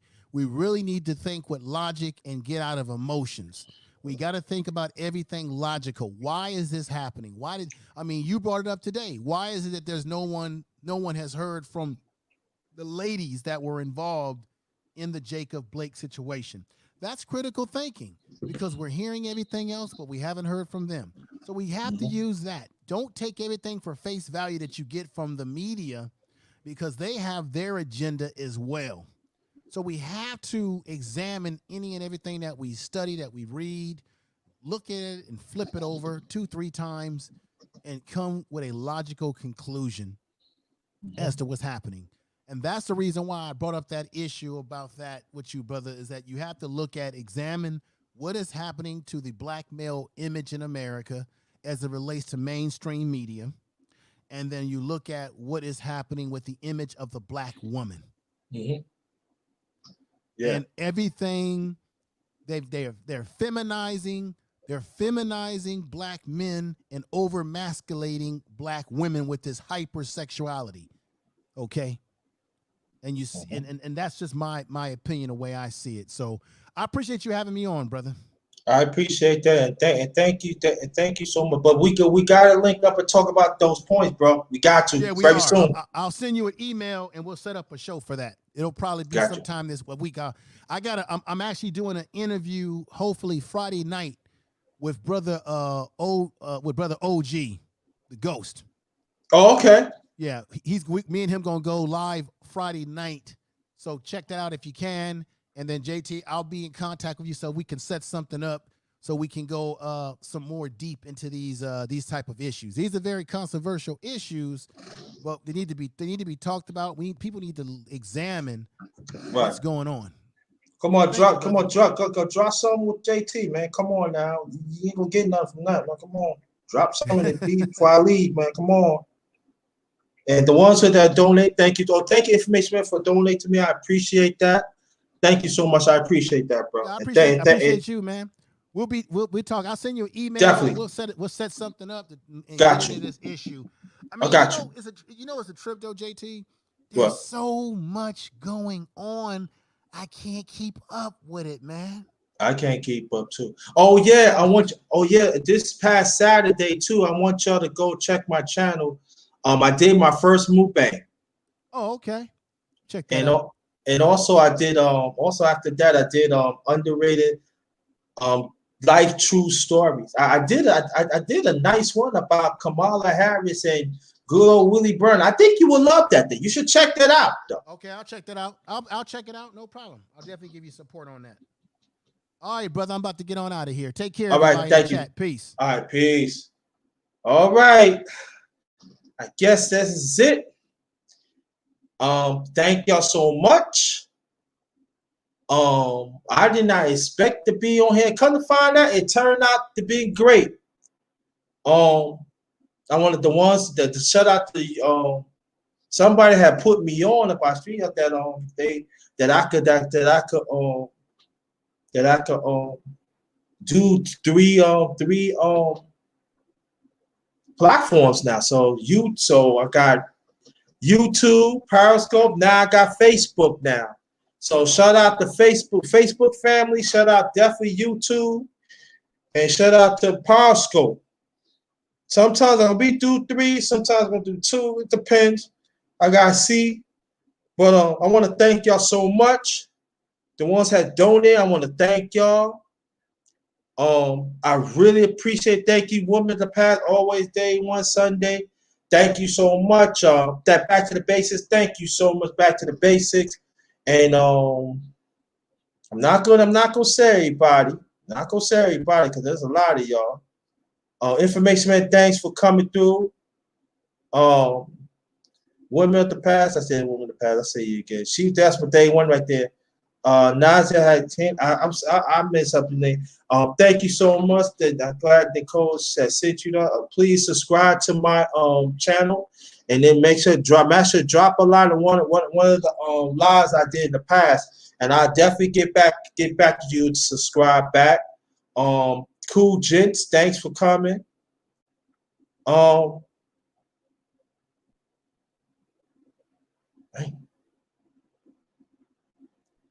So I want to thank you. I love you too, son. I love you too. I haven't heard you say that in a long time. Yeah, but me and Sunday go way back. We have a little differences in the past, but I'm glad she's here and everything. Peace to you and your family too. I really appreciate all y'all. Thank y'all so much. You make a brother feel good. And like I said, here goes my Cash App again and my PayPal. You don't want to drop some in the coin while I end this, that'd be greatly appreciated. And also check out what I did that I did Saturday. Very much appreciate. And just remember, y'all, we all we got. And salute to my brother Haj. I know we have a little differences, but that's still my brother right there. My man King Allah. Also want to thank you to bless it and everything.